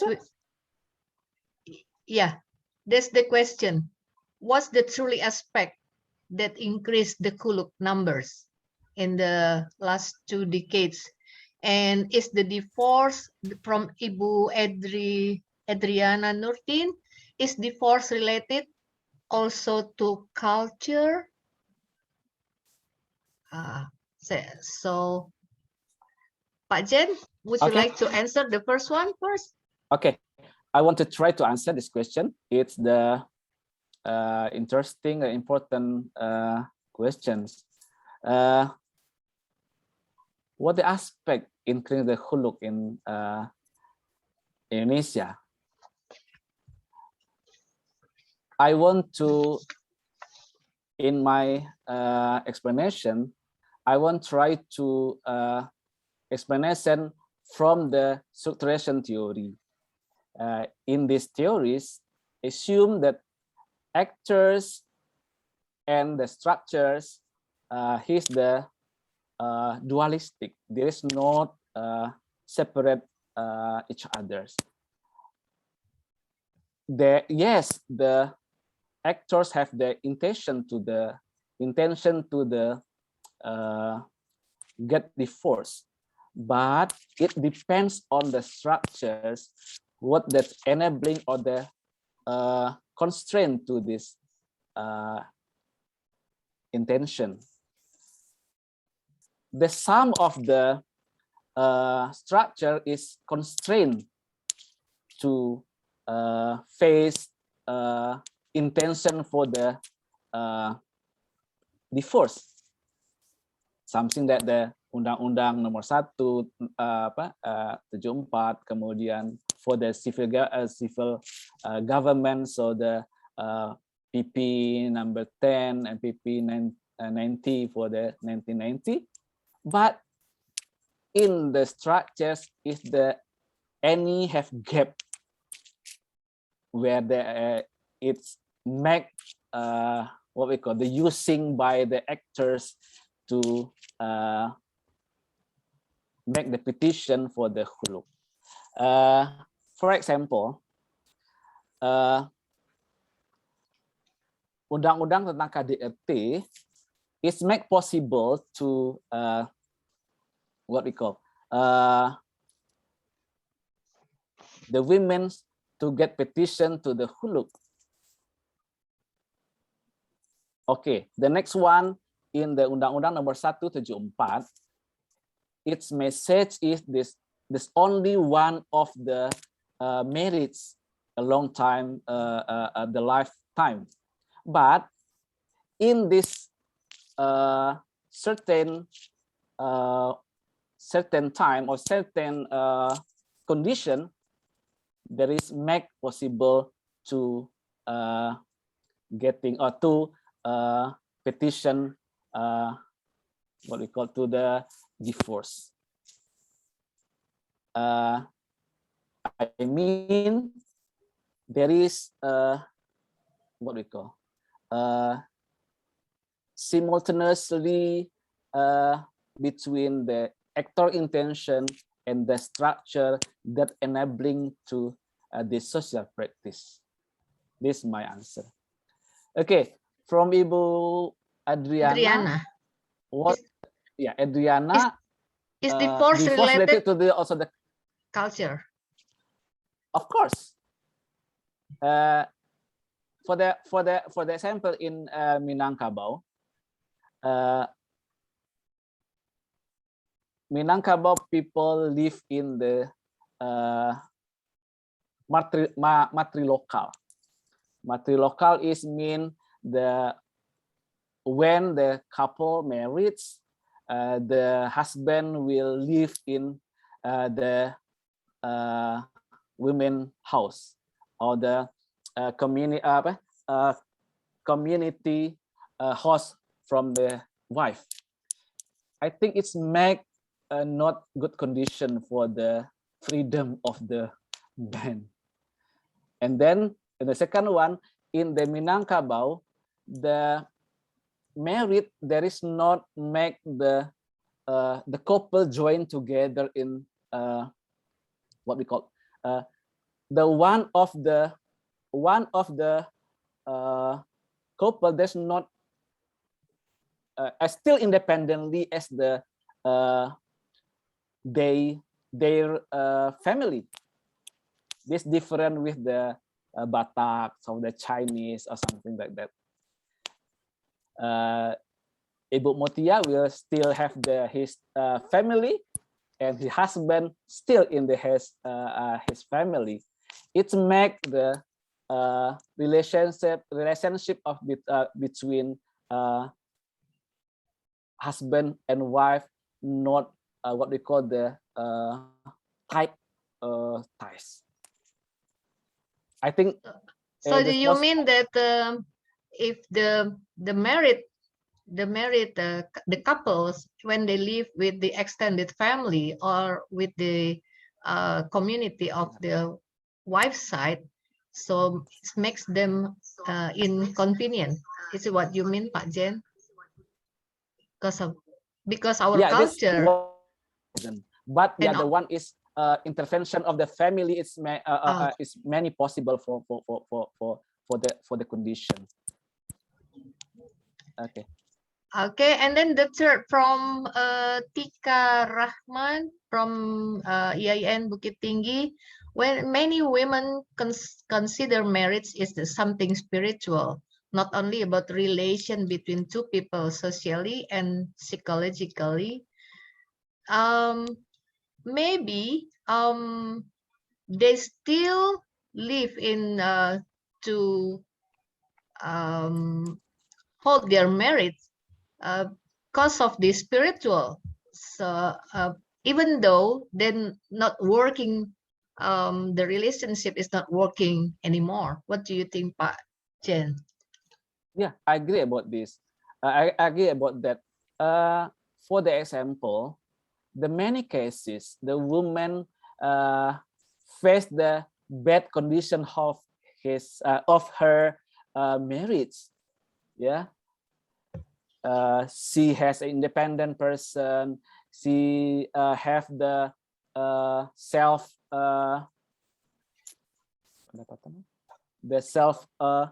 income, but there is no intention for the divorce.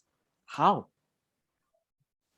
The one reason is because the values in Islam, you should be polite and terima takdir, or mendoakan, to pray, should be your husband will make change and to be better. Okay. Okay, and then the next question from Ibu Oji Rosie.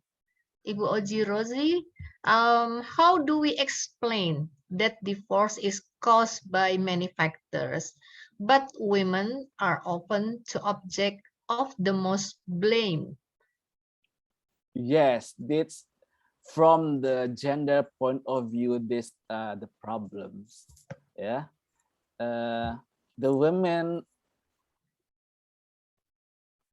has a victim. There are many cases in the divorce, but the society in the structure should be women has the actors, what we call the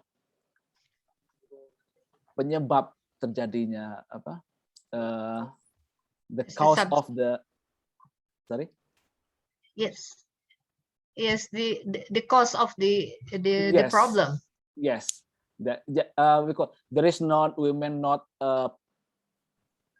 polite to husband. There is not what we call more ambitious to her careers and more to nuzus to his husband. Nuzus is mean durhaka, what we call not nuzus. Yeah, in the cerai in talak, in the general reason for the husband to talak his wife is because her wife is nuzus, durhaka. There is not patuh to suami. This our problem, I think. Why the women's always to relation to the cause of the divorce. Even the husbands, in many cases, I collect and I observe the many cases, file cases of the divorce in the religion courts. Yeah. In so many cases, the husband is leave the their family and his wife. Then the huluk they always to what we call make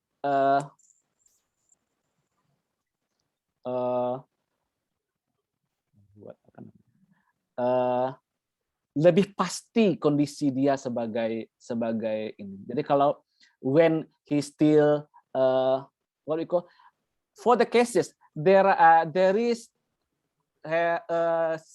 a wife that live from his husband more than 10 years, not give the money, not give more attention, not give something else.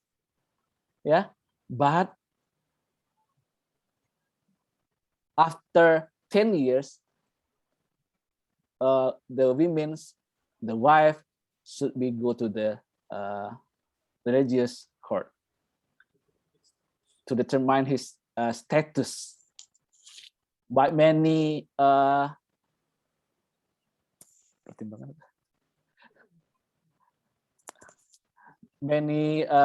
what we call pertimbangan.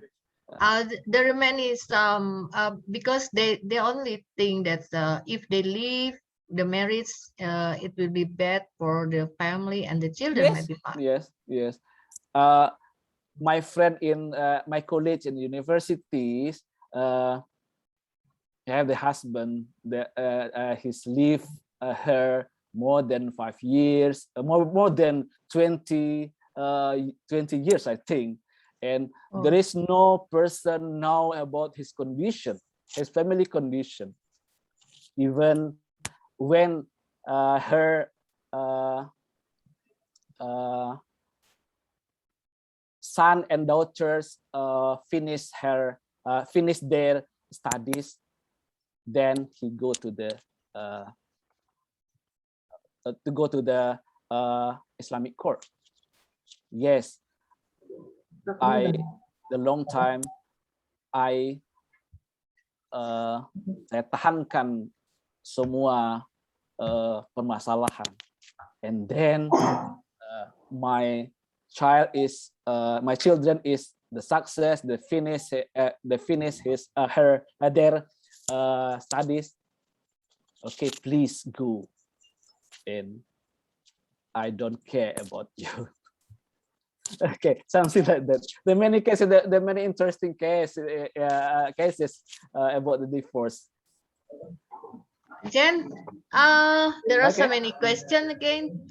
This is from Ibu Nur Asia. Since I'm not from sociology studies, maybe doubt about nominalists and structuralists. This is a very contributive theory to see the social problem. Is the nominalist perspective refer to textualists or what? Yeah, maybe something like that. The structural, what we call the structuralist is more the perspective structural functional, the harmonies and social fact. There is no place for the individual in society. The individual, they're more determined by the society, by the culture, by the values, by the norms, and always ask to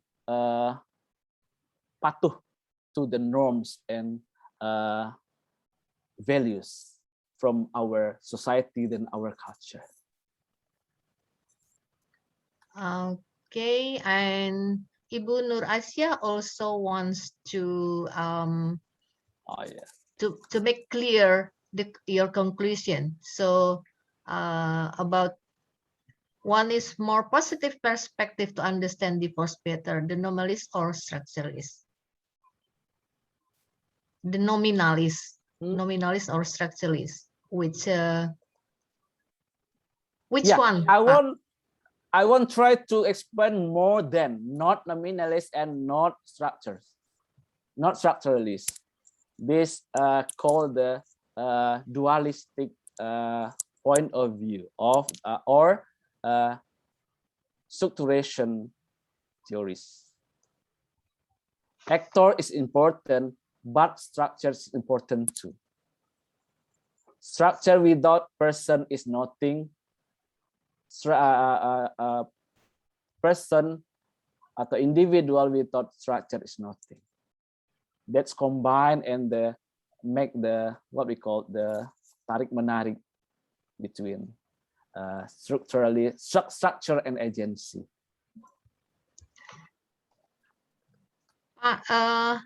It is also a question related to the question before that in the area where the society live under poverty, divorce is also one of the solution, especially for a husband just to leave a wife. What do you think about this? Sorry? In the area where the society lives under poverty, divorce is also one of the solution, especially for a husband just to leave a wife. So do you think that if there two cannot give something to the wife and just leave it, or just leave it the family because it's they cannot afford for everything for everyday life. Yeah, for the certain cases, we saw the poverty is make the determine factors to make the divorce. But the other side and always,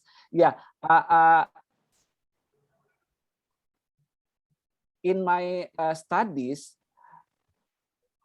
the breakdown of marriage, the caused by the economic problems, only around 15%. More of the cases, there is not based on the economic problems, but related to others reasons, something that the domestic violence, and then polygamous, and then family intervention, and so on. Okay, Pak Jen, there is question from Aini. In Islam, the man can marry more than one, and also have to rescue the widows. So from Ibu Aini, do you want to ask the question directly or? Baik, Bu Mutia, mohon maaf. Jadi yang saya maksudkan di sini, Pak Jendri, laki-laki bisa diperkenankan menikah lebih dari satu dan disarankan untuk mungkin dalam tanda kutip untuk disarankannya ya Pak Jendri ya, disarankan untuk menikahi para janda dalam rangka untuk dalam tanda kutip juga ya untuk menyelamatkan. Nah, tadi kan Pak Jendri menyampaikan ada stigma gitu kan ya setelah seseorang itu menyandang gelar janda. Nah, apakah di dalam perspektif kesetaraan gender upaya seperti ini itu sudah merupakan bagian dari ini apakah menurut perspektif kesetaraan gender ya Pak ya? Apakah ini bisa diterima gitu ya sebagai upaya untuk dalam rangka menjaga atau menyelamatkan gitu ya perempuan dari stigma-stigma tersebut. Terima kasih Pak Jendri. Okay, let us explain in Indonesia. Okay, Ibu. It's tough question, Pak. Sorry? It's tough question because is it women empowerment or we are helping the widows?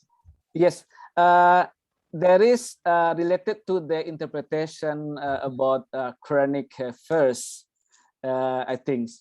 Okay. In the Anisa surah, there is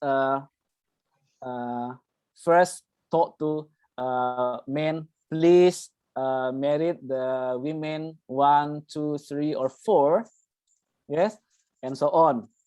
But this enough. There's only one. If you are worried, you are not justice. Just cannot fair. This chronic first could we show in the different perspective. The first side, this is the reason. This is reason for Allah to make the polygamy, something like that. But the other one is in the other side. This first to such of the warning to the man to jangan sembarangan untuk berpoligami, karena poligami itu you cannot be fair to your wives. And the second one, the stigmatization of the janda. The stigmatization of janda, I mean, is why the women's not to petition to the Islamic courts, because is the worried to blame is the janda. They worry about the having the status of janda. Because of that, the women still live in the bad condition of the hair marriage. I think like that. Thank you. Okay, there are so many questions left, Pak Jen. But we will have another speaker, Pak Adis, already here. But yes, we have three minutes to answer some question. If you like, Pak Jen. Yeah. Which one here? Okay, this interesting one about the program pemberdayaan perempuan. Yeah, I am always to talk about the pemberdayaan perempuan. I know this. We don't need the women's empowering, but we need more the men empowering. I think that's my point. Yeah. Jadi pemberdayaan perempuan sudah cukup menurut saya. Tapi bagaimana kita justru melakukan pemberdayaan terhadap laki-laki? If the condition will not change, if there is not change the perspective for the men to understanding this condition. Okay, thank you. Okay, so you means that the men need to be empower their mind, how to treat the women and how to behave to women. Is it that what you want to say, Pak Jen? Yes, we need empowering process to the men. How to make his respect to the couple, respect to the his marriage, and the respect for the what we call the continuing of their family. I'm not suggest the women to the divorce, but when their family is not the good conditions, the divorce is the best choices. Okay. Thank you. This is the comment from Ibu Adriana that we cannot use the empowerment terminology, but we educate the male how to respect women and the life of women. Okay, Pak Jen, thank you, but don't leave the room. I'm so sorry. I hope that Pak Adis already here. Ibu Ola, is Pak Adis here? Oh, yes, Pak Ibu, Adis. Pak Adis is here. Okay, Pak Adis, how are you, Pak Adis? Assalamualaikum semua, apa kabar? Waalaikumsalam. Baik, Dr. Adis. Pak Jenius. Wonderful to see you again. Yeah, nice to see you. Berapa lama? Sudah 4 tahun. 7 ya, tahun. Lebih mungkin. Sudah 7 tahun kita ketemu ya. Sehat Sedang di bisa rumah ketemu lagi, semua. Alhamdulillah. Yeah. Okay, ladies and gentlemen, and all participants, distinguished guests, we have our keynote speaker, the third one for this afternoon. We would like to introduce Pak Adis, Dr. Adis Durerija, Doctor of Philosophy of University of Western Australia, Lecturer of Islam and Society Studies at Griffith University, Australia, and his research interest is in Islamic hermeneutics, gender and interfaith relations, progressive Islam, Salafism, and Western Muslim identity construction. It's very interesting, Pak Adis. And Pak Adi's publication are Islam and Gender, Major Issues and Debate, Islam and Muslims in the West, The Imperative of Progressive Islam, Islamic Teachings on Contemporary Issues for Young Muslims, The Sunnah and its Status in Islamic Law, Maqasid al-Shariah and Contemporary Reformist Muslim Thoughts, Islam in Australia, a national survey of Muslim Australian citizens and permanent residents. Okay, oh, there is more publication. Bilal Phillips as a proponent of neo-traditional Salafism and his significance for understanding Salafism in the West, using progressive Muslim thought to take down patriarchy. Okay, Pak Adis, everybody waiting for you, and time is yours now. Thank you so much for having me. I'm so happy to be with you today. I'm particularly happy to see Dr. Gendrius. We met at University of Malaya when he was doing his PhD thesis. So thank you very much for your invitation. Maybe some of you know, but many of you don't know, my wife, istri saya dari Bukit Tinggi, dia orang Minangkabau. So we are together already 15 tahun. So I have not only theoretical knowledge, I also have experience, lived experience. It is wonderful also to see so many women in this forum, which is really, really amazing. I'm so happy that Indonesia has so many intellectual women and academics. I'm always impressed with Indonesian scholars. So it's a real honor and pleasure to be with you today. And thank you for inviting me to share some of my thoughts. I'm going to share can I please, I want to share my own, there were some mistakes in the PowerPoint I sent. I would like to share my new version of the PowerPoint, if possible. But I cannot share because the host disabled my screen sharing. Can you permit me to share my screen, please? Yes, Pak Adis, it is possible. We are currently making you the co-host. Thank you so much. Also, I would like to say a big thank you to all the organizers, everybody who is involved in the conference. And congratulations on inviting many people from also outside of Indonesia. That's really wonderful. And I wish you every success in the conference.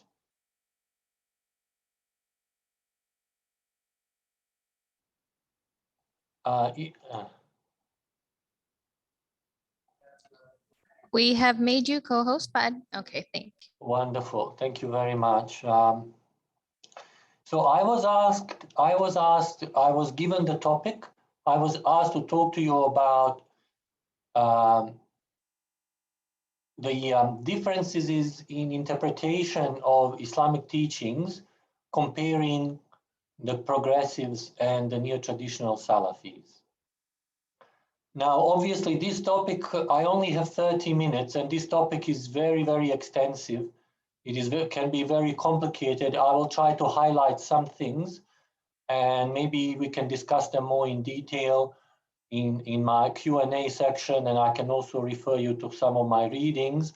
I am pleased to announce that the talk on which I am basing my lecture today is actually based on a book that I published more than 10 years ago, and it is going to, inshallah, going to be published or going to be translated into Bahasa Indonesia. I hope this month or next month.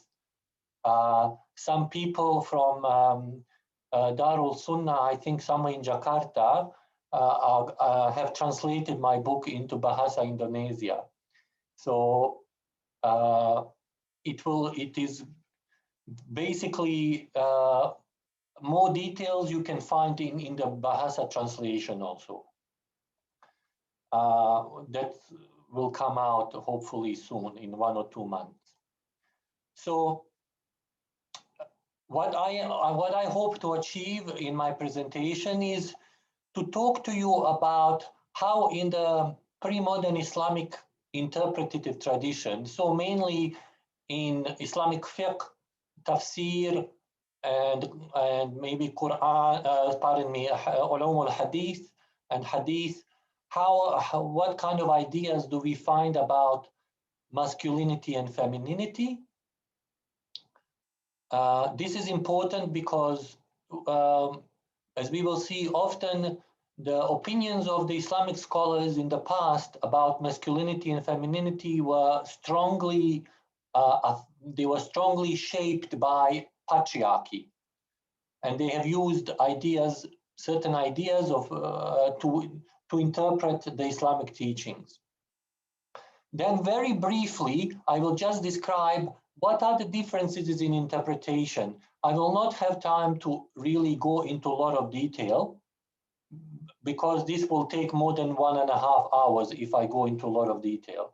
And then I will provide one example how different interpretations or especially of the Quran can contribute to patriarchal interpretation or gender egalitarian interpretation. And I'm going to look at the first part of the Quran 434, and I will specifically try to look at the concept of qawamun and qiwama and why we have patriarchal interpretations and how can we also develop egalitarian interpretations.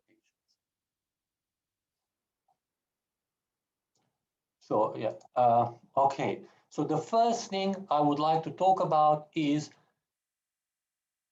in the pre-modern Islamic interpretative tradition, we have certain ideas about what is femininity about and what is masculinity about.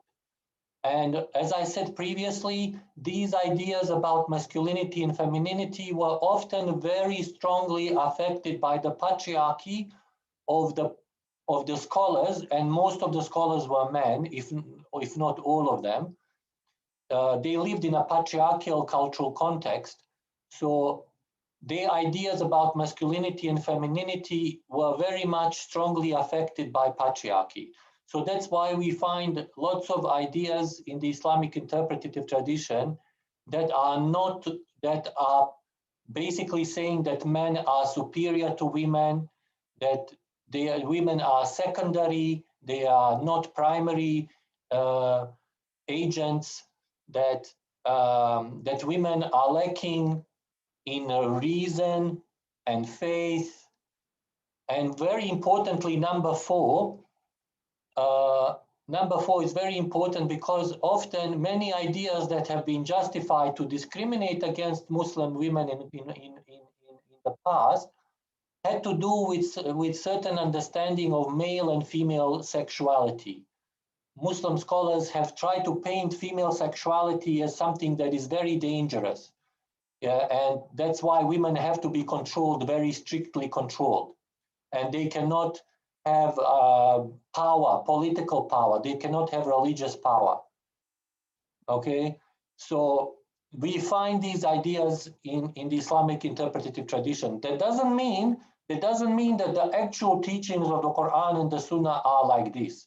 But we know that many Muslim scholars in the past had ideas like this, and they use the Quran and they use the Hadith to justify their opinions.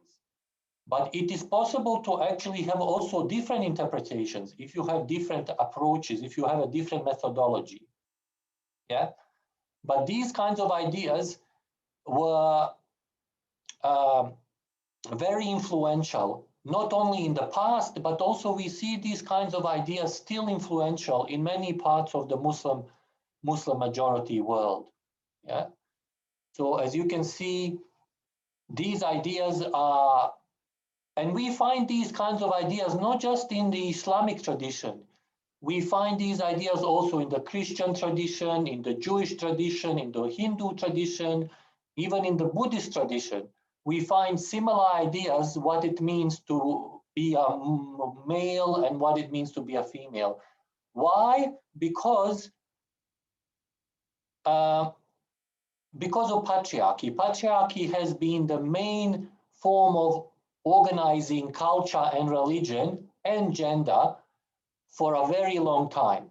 Ever since the time of the agricultural revolution, ideas about patriarchy has been the predominant way of organizing cultures and societies.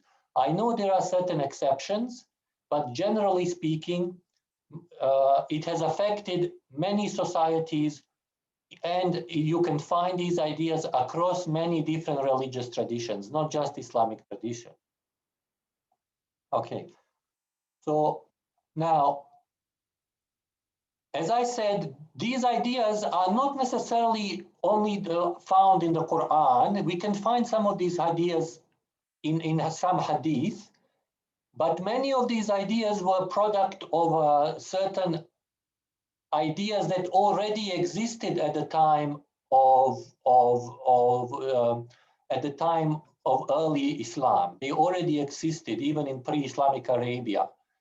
And sometimes also when Islam spread out and Muslims conquered Byzantine Empire, Sassanid Empire, in those types of parts of the world, they were strongly affected by patriarchy. So Muslim scholars absorbed these ideas, and then also they use these ideas to interpret the Quran and the Sunnah.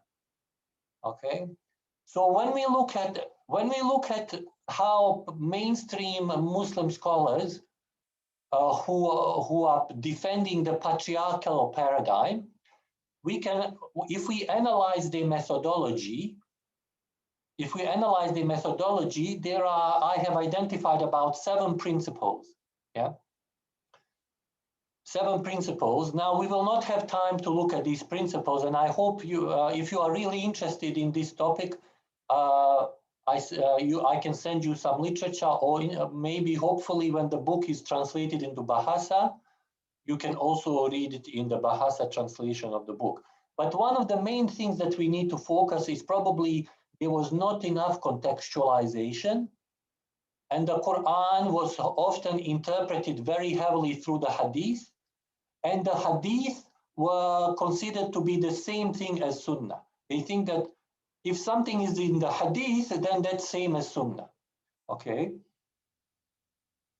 So for example, because of these assumptions, because of these methods, if we look at the Quran 434, yeah, I don't look at the whole of the verse, just look at the first part up to الرجال قوامون على النساء بما فضل الله بعضهم على بعض وبما أنفقوا من أموالهم.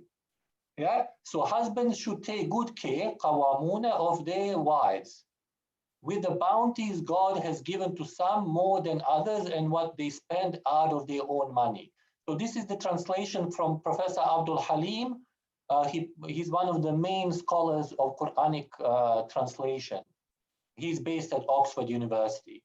So he has translated the qawamuna as husbands should take good care of their wives. So they should take care of the wives. We have some other translations. They say that husbands are guardians, or they are in charge of women. Okay, so this is all an interpretation. Now, Adis, may I interrupt you? Yes. Would you please do a slideshow turn, because it's too small to other people to see. Oh. Yep. Okay, sorry. Thank you. Yeah.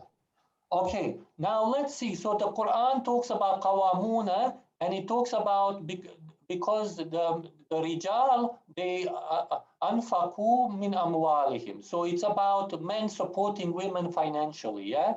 And even in aqdul nikah, we know in Islamic marriage law, men are responsible, in classical Islamic law, men are responsible for nafaka, yeah, nafaka, and they have to give mahr. So, but let's look at how one famous scholar from a long time ago, Quranic Mufassir, he says when he is doing commentary of this verse, he says that all men are commanders, they are commanding. He says that when the Quran talks ba'duhum ala ba'd, he says that it's not just some men over some women. He says it's all men for all women. He doesn't make any distinction. And he says that this is what God wants, God's tafdeel, yeah? He says that men are superior to women because men have rationality, men have good judgment, they are stronger, they can do writing, they are the ulama, they do the jihad and all of these things. So he adds so many things. The Zamakhshari adds so many things to the Quranic verse we don't find inside the Quranic verse. He's adding all of this. And also, as you can see, he's referring to the scholars from the past. He says, this is not just my opinion. I have synthesized, I have analyzed, and I put together all the views from the scholars from the past. So we can see here that for Muslim scholars from a long time ago, they think that men are superior to women, and that is like natural. And God, even God, according to them, God has made men superior to women.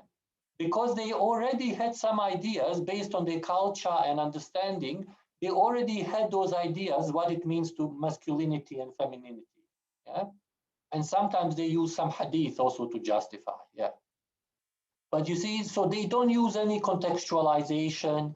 They use hadith and they think that hadith is the same as sunnah. Yeah. So they're using those principles that I talked about earlier on. There are many other principles, but I don't have time to talk about it. Okay. So is it possible to interpret the Quran and the Sunnah in a different way? Can we find a different meaning? Well, yes, we can. We can find a different meaning that is gender egalitarian, but we need to have a certain approach, interpretational methodology, a certain manhaj that is different. And this manhaj we also find in Islamic tradition. It's not something completely new. All of these, the one I have found here that I have written down, we can find scholars in the past or using one element or many elements. Yeah. So I have identified them here. Which ones are very important? Are contextualizing, maqasid, using holistic thematic approach, and also distinguishing, making a distinction between sunnah and hadith. A hadith, even if it's a sahih hadith, it doesn't necessarily mean it's a sunnah. Sunnah in early Islam was about ethical behavior. It's about being a good person. It's about akhlaq. It's not about legal rulings. Yeah, and it can evolve. It's a more dynamic concept. I have published on the concept of sunnah. One of my publications is also on the concept of sunnah, you might remember. So if we use this methodology, then we can have a different understanding of the Quranic verse. Yeah. So, for example, if we use contextualization, yeah, we can say that yes, the meaning can still be the same, but the significance of meaning can change, because if the context changes, then the verse will not have the same significance anymore. Yeah. So if we go back to the verse that I just talked about, we can say that, okay, at that time in the Quran, at the time when the Quran was being revealed, men were responsible and they were economically active, and women were not really economically active. Yeah, and so men are qawamun only because they were spending their wealth on their wife and their family. Yeah, it's not because they are superior to women, but God didn't make them superior. There's a qualifier. It's a result of a certain context and certain society and culture. So the Quran was reflecting this culture and society. It wasn't something that in the Quran introduced. And if we have a holistic and thematic approach to the Quran, in relation to gender issues, we see that the Quran always wanted to improve the condition of women and the orphans and everybody who was poor and weak in that society. Yeah. So we need to look at the maqasid behind the Quran also. We don't just look at the literal meaning. We also need to understand the society and the culture of that time. Yeah. So if we use these kinds of interpretations, and okay, we also use the idea that the Sunnah is not something same as the Hadith. There are many Hadith, unfortunately, that talk about women in a bad way.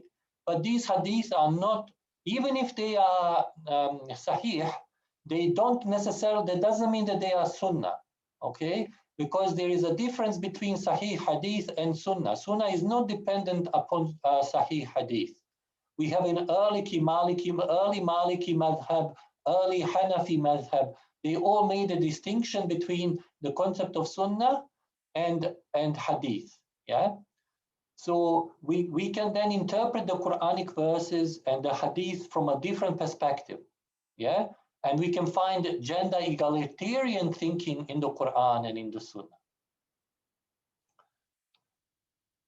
Okay, so the Qiwama is not, there is no superior, there is no inherent superiority. This verse is contextual and it is describing the reality of that time. It is not prescriptive. It is not something that can never change. So if women, for example, and many women in Indonesia are actually very economically active, they earn an income, they are made probably, in many cases, they are the only income earner. I don't know if you are aware of the study that was done by Musawa, maybe 3 or 4 years ago. They did some study about who is the main income earner in in Indonesia and some other parts of the Muslim world.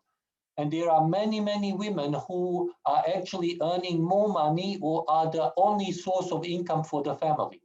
So this Quranic verse no longer applies to this situation. Because at the end, the Quran is all about adl and justice and all these beautiful ideas. That's what we think that the Quran truly wants to achieve. Yeah. But often the Quran had to speak to a particular culture and a particular reality. Yeah. So here women could also become qawamun if they fulfill the conditions. So it has nothing to do with the gender. It's not because men are men and women are women. Yeah. So I know I'm running out of time. Maybe one good quote I found is about this issue is from one of the Muslim scholars. Many of you, I'm sure, know him, Al-Jahiz. He said, "It is we do not say, and no reasonable person can say that women are above men or men are above women." Yeah, and because a woman can be very intelligent, much more intelligent than a man. And in today's conference, we can see so many intelligent women like you here, So unfortunately, there have been certain Muslims who are defending the idea that men are on top, they have the authority and women have to just follow because they have religious or political authority, the qiwama and wilaya, that men are in charge of women. But this is more a result of patriarchy and the culture in which Muslim scholars constructed Islamic knowledge. And it was reflecting a certain reality. It is possible to read the Quran, interpret the Quran and the Sunnah in a different way, in a way that can support gender equality. Thank you very much for listening to me.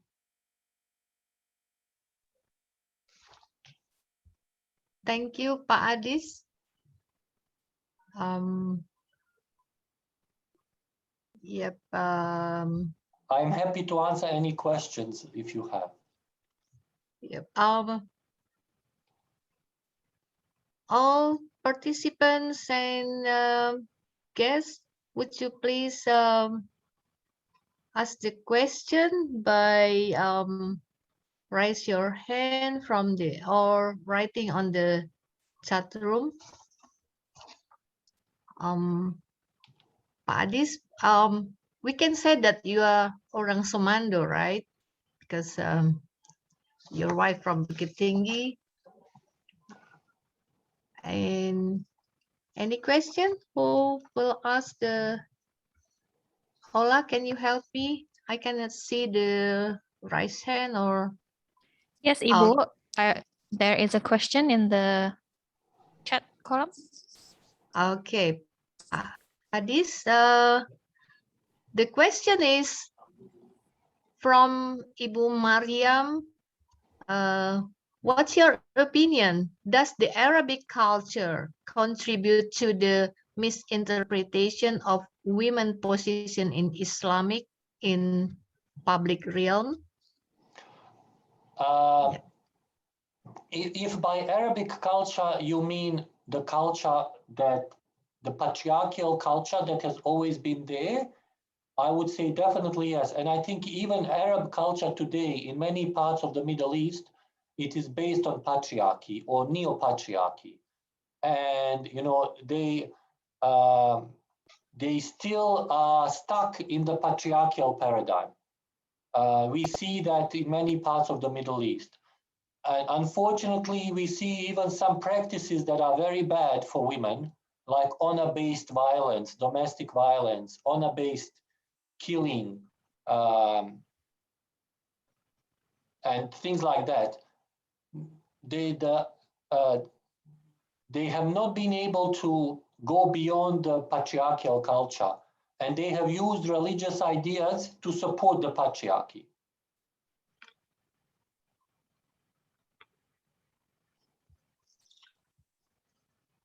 Thank you, Pak Adis. Are there any questions from the participants or the audience?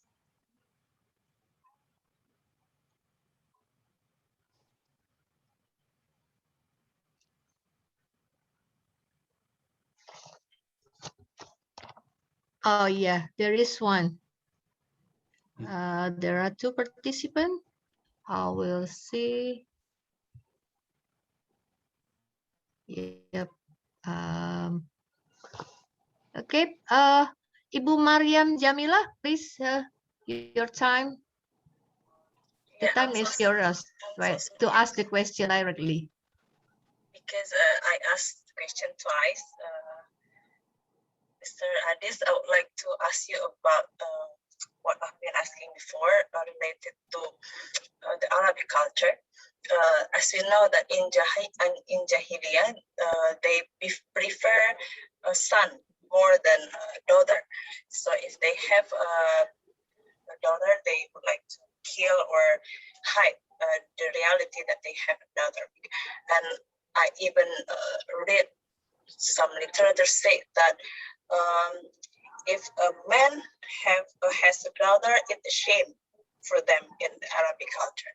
So if the interpretation based on the culture, so there is a possibility that we have any other interpretation with contribution of their basic background culture, another culture. For example, in Western culture, probably they have an interpretation in a different way related to Quran and Hadith.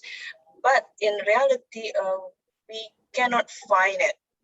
I mean, we do not really find the balance of the discussion related about that interpretation of Islam in Arabic versus in other culture. So what do you think about it, Mr. Adis? I will try to rephrase your question. I'm not sure what you are asking me. Are you asking, is there an interpretation that is not Arabic and that is not Western? Yeah, I mean, all that Islamic people, majority Islamic Muslim people know right now is the interpretation of Quran, the tafsir based on the scholar from Arabic. So we halfly agree with them that there is superiority of men in Quran. Because of that interpretation, unfortunately, we couldn't find any other interpretation that tried to counter the misinterpretation about it. What do you think? Okay, yes, I understand. There is no doubt that the vast majority of scholars from the past, classical scholars, they support a patriarchal interpretation. There are few voices, like the quote I told you about, that I showed you, Jahiz, Ibn al-Arabi, for example. Ibn al-Arabi had gender egalitarian approach, much more gender egalitarian approach.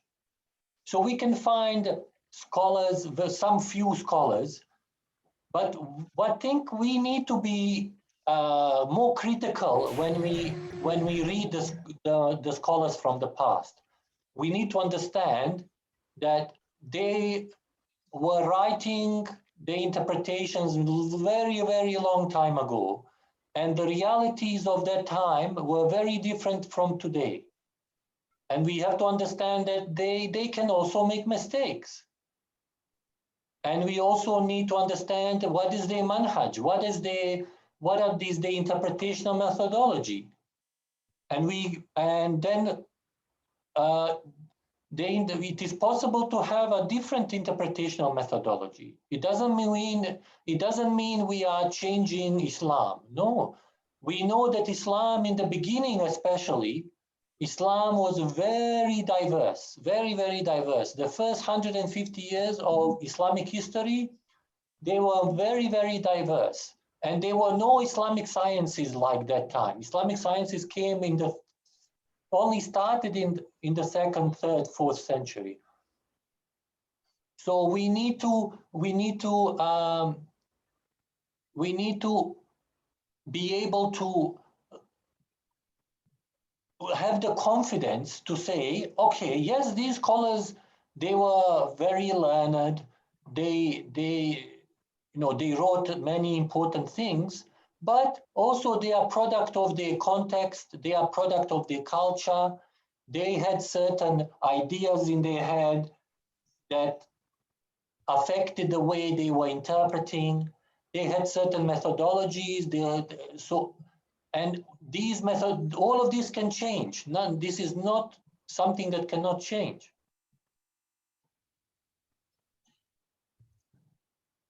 Yeah, another problem with Arab culture is that they have this idea that the honor, the sharaf or the ghira of a man depends upon how the behavior of the daughter or the wife.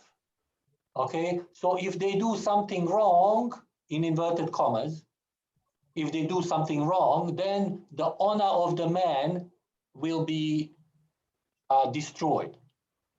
So that's why they always try to control the women, because they say my honor depends upon not how I behave, but how my daughter behaves or how my wife behaves. So that needs to change. That needs to change the way they think about the concept of honor. And we find this still in the Middle East, in Pakistan, and unfortunately, this can lead to honor-based killings. Because men think the only way they can keep their honor is by punishing, and they punish very brutally. They kill their daughter, so that has to change. There has to be very different way of thinking. Why should my honor depend upon what my wife does or my daughter does? They are human beings of their own, and they are responsible for their behavior. So we need to decouple, we need to say that, and in the Quran we are told everybody is responsible for themselves. You know, all your good deeds is what you earn, and the bad deeds is what you earn. It's not somebody else. It's your own responsibility.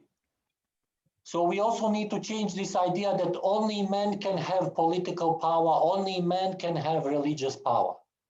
And I'm so happy that in Indonesia we have the religious scholars, Muslim women religious scholars, the female ulama. That is very, very important. I would encourage my colleagues, don't be shy to start interpreting also the Quran and the Hadith, and you do it also. Don't let just the ulama from the pesantren do it.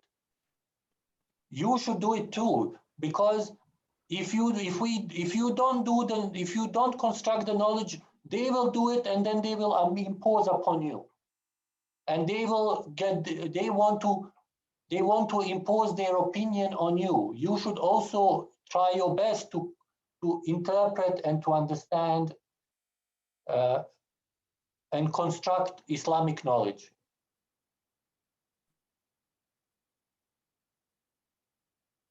Okay, Pak Adis, there is another raised hand, I think from Ibu Adila. Oh, not Ibu Adila.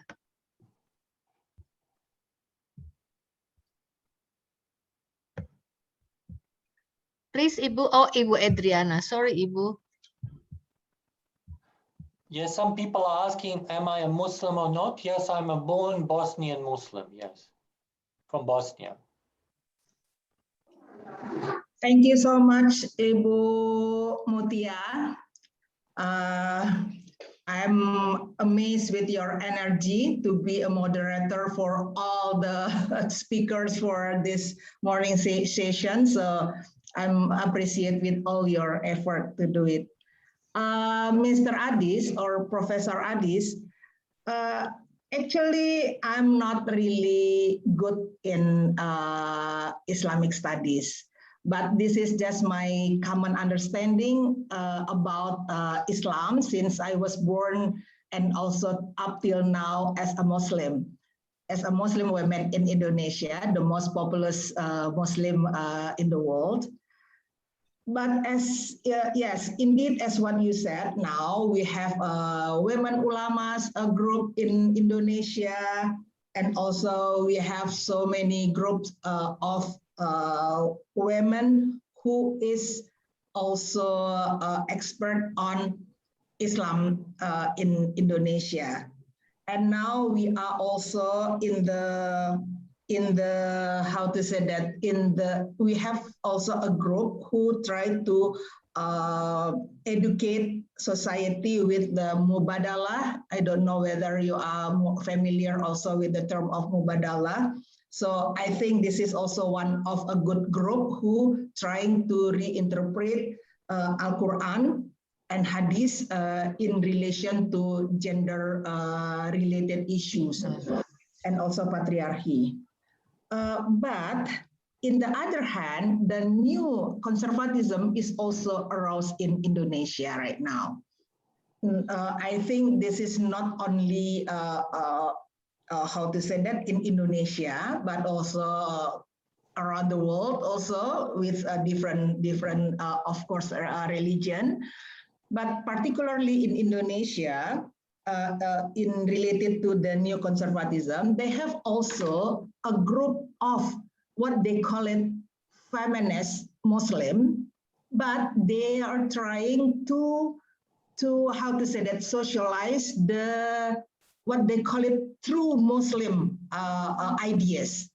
So this is the what we call it the it's difficult for me to make like trying to dichotomies between binary dichotomies between this neo-conservatism and also with the how to say that, the modernized women groups, or I don't know how to call it. I'm afraid to jump into those conclusions, right? But this is also bring the sensitive issue related to polygamy issue, and also the force of women to wear hijab.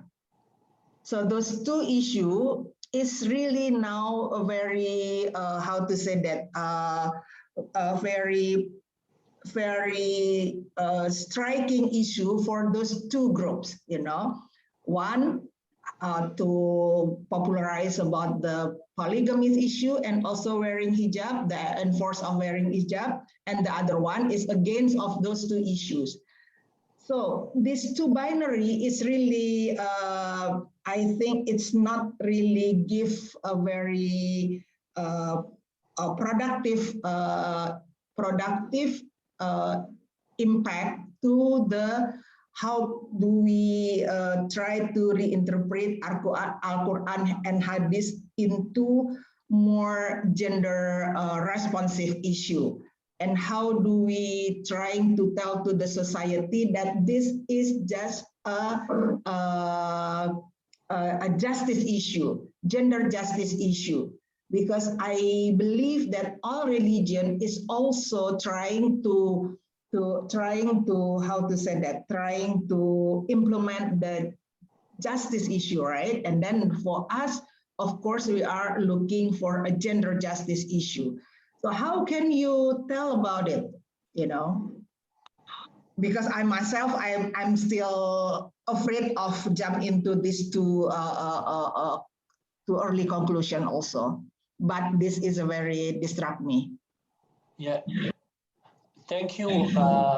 I'm not sure if I understood the question correctly, but I think the answer lies in, at least in part, we need to increase our religious literacy, which means we need to be more brave and say that, you know, even though I didn't go to Al-Azhar to study Islam, it doesn't mean I cannot have an opinion about Islam. And number two, and this is what I'm hoping to do with my book, I'm trying to make Muslims more aware of the importance of methodology of interpretation, and to say that, look, to understand the differences of opinion between different Muslim groups, we need to also understand what kind of methodologies they have for interpreting. And then we can say, once we know the methodology, so if we are more critical reader, we need to be more critical reader or interpreter. And then we say, okay, nobody can claim they are 100% correct.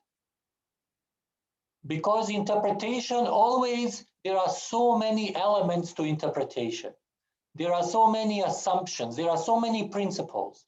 So we can say, okay, if I adopt this methodology, okay, I use these principles, then my interpretation is valid as long as I accept these interpretational methodologies. Yeah, but different people, they can develop they can have a different methodology, so their opinion will be different. So I think if we can be more critical, if we can try and understand what is behind the interpretation, and also to be tolerant and say, okay, I don't disagree with you, I have a different interpretation, and I let you have your own opinion and your interpretation. I know, so I think that's the best we can do at the level of individuals. But if we are talking about at the level of politics and governance, then of course it's a different issue. We need to deal with the power element. So we need to be as tolerant as possible. But if certain interpretations of Islam are demeaning if they are devaluing people, may it be non-Muslims or Muslim women, if they are against the dignity of the person, if they are very based on sexist or racial ideas, then we have to say that this is not acceptable. We cannot accept this because it is detrimental, it is damaging, it is going against the dignity of the karama, the dignity of the human being that God has given every person. I don't know if my answer helped you a little bit. So what do you think regarding the polygamy and also enforcing wearing hijab for Muslim students? Okay, so in relation to the polygamy, I think the same analysis applies as Qawamun. It was just a solution to some problem in the past. It is not a universal principle.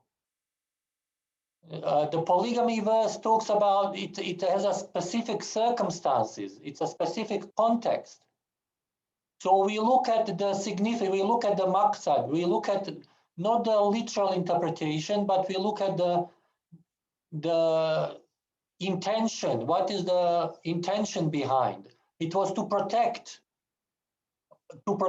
vulnerable young women who lost either their father or and they had some wealth. So this is about it's more about inheritance and not really about marriage. So this verse in the Quran does not have any more validity, because even now, I mean, maybe in some very rare cases, let's say, I know for example, if a woman is a widow and she has many children, and the society, the government cannot give her money, like in Western societies, there are many women with single women with children who, because the government gives them money, they have enough to stay alive and to have a good standard of living. So they don't need to be a second wife or third wife, marry somebody, because they already have the financial support. So I don't think the Quranic verse was not trying to say that, oh, this is just all men can marry more than one wife. That's not what the Quran's intention was. It was dealing with specific circumstances at that time in that society to find the best solution for that time, for that circumstance. And all of the Quranic verses that have something to do with fiqh, they are based on specific circumstances. So we need to approach them contextually and holistically and ask the question, what was the intention behind it? What was the Quran trying to achieve? In relation to hijab, I think women should have the choice not to wear it or to wear the hijab. It should be their choice. If you ask for my personal opinion, I will be very honest with you. I think hijab has to do with patriarchy also. But for many women, hijab is not about patriarchy, it's about their identity and about iman. And I understand that. I understand. But if you analyze the historical ideas behind the hijab, then it's more about to do with patriarchy. It's about controlling women and having gender segregation. Because at that time, when you look at the function of hijab, it's basically about the danger of female sexuality, how female sexuality is a fitna. Yeah.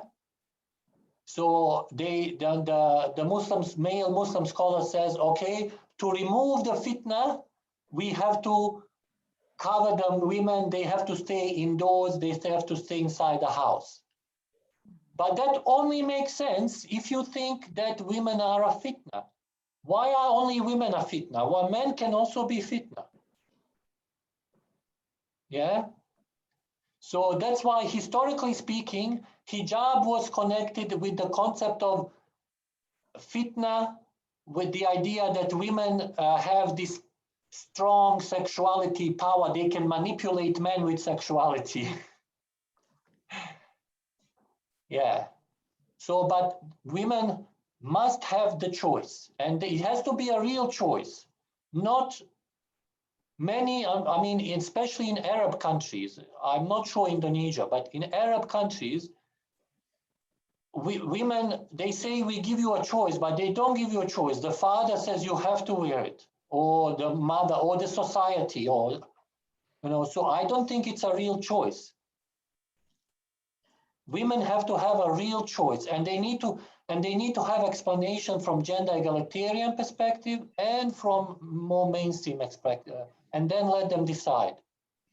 But we need to raise the level of religious literacy, and we need to tell people that in Islam there is multiple opinions. It's very rich in many opinions. You have majority opinion, you have minority opinion. So we need to provide people with options and let them decide. So when you said that literacy is very important, literacy in religion is very important, because now we don't have that kind of analysis yet. Thank you. Okay, thank you, Ibu. Thank you, Pak Adis.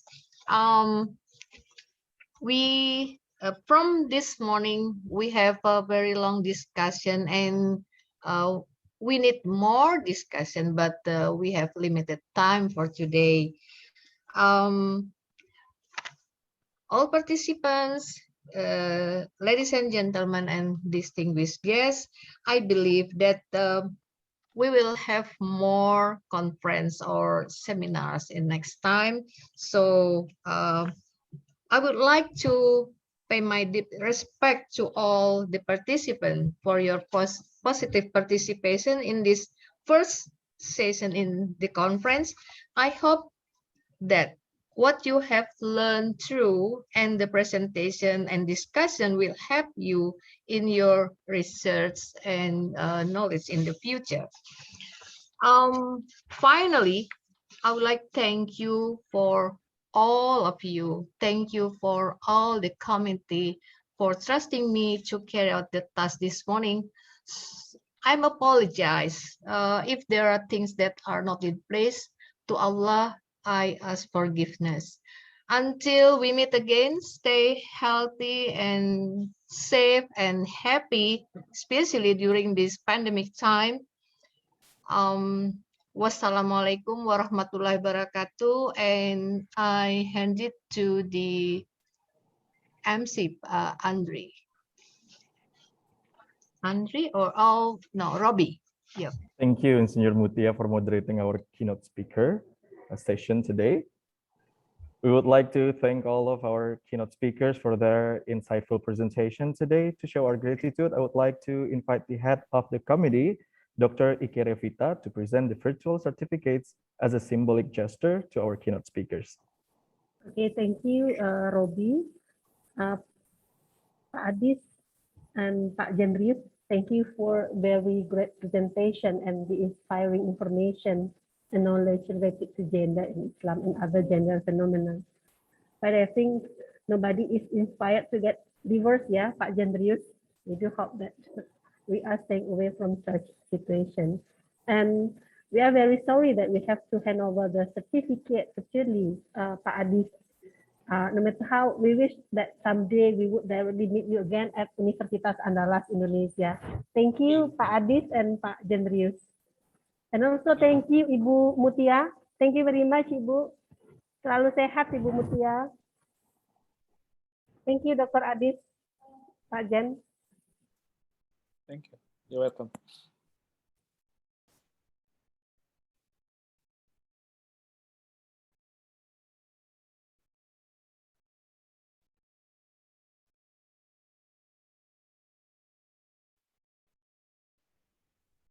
Thank you, Dr. Ike.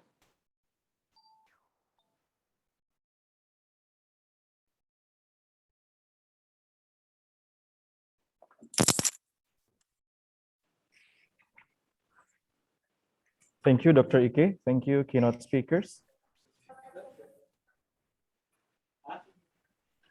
Since we have received a lot of appreciation to our videos that we have played at the beginning of this plenary session, it was a video created by Rosi Andreas, Dewi Permata, and Daniel Saputra. Ladies and gentlemen, thank you for attending the opening ceremony and the plenary session of ICGCS first day. Now we will get to 1 hour break. Parallel session will start at exactly 1:30 p.m. All speakers, presenters, and participants are encouraged to be punctual because the session will start on time. You do not need to come back to this main room again. Please directly join your room session Zoom account. Please refer to your program book for guidance.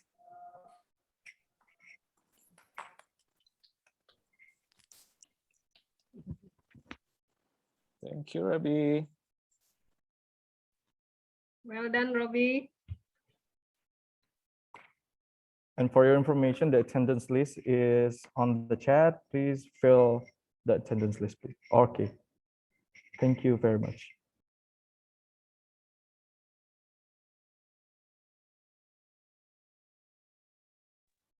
Thank you, Pak Robi.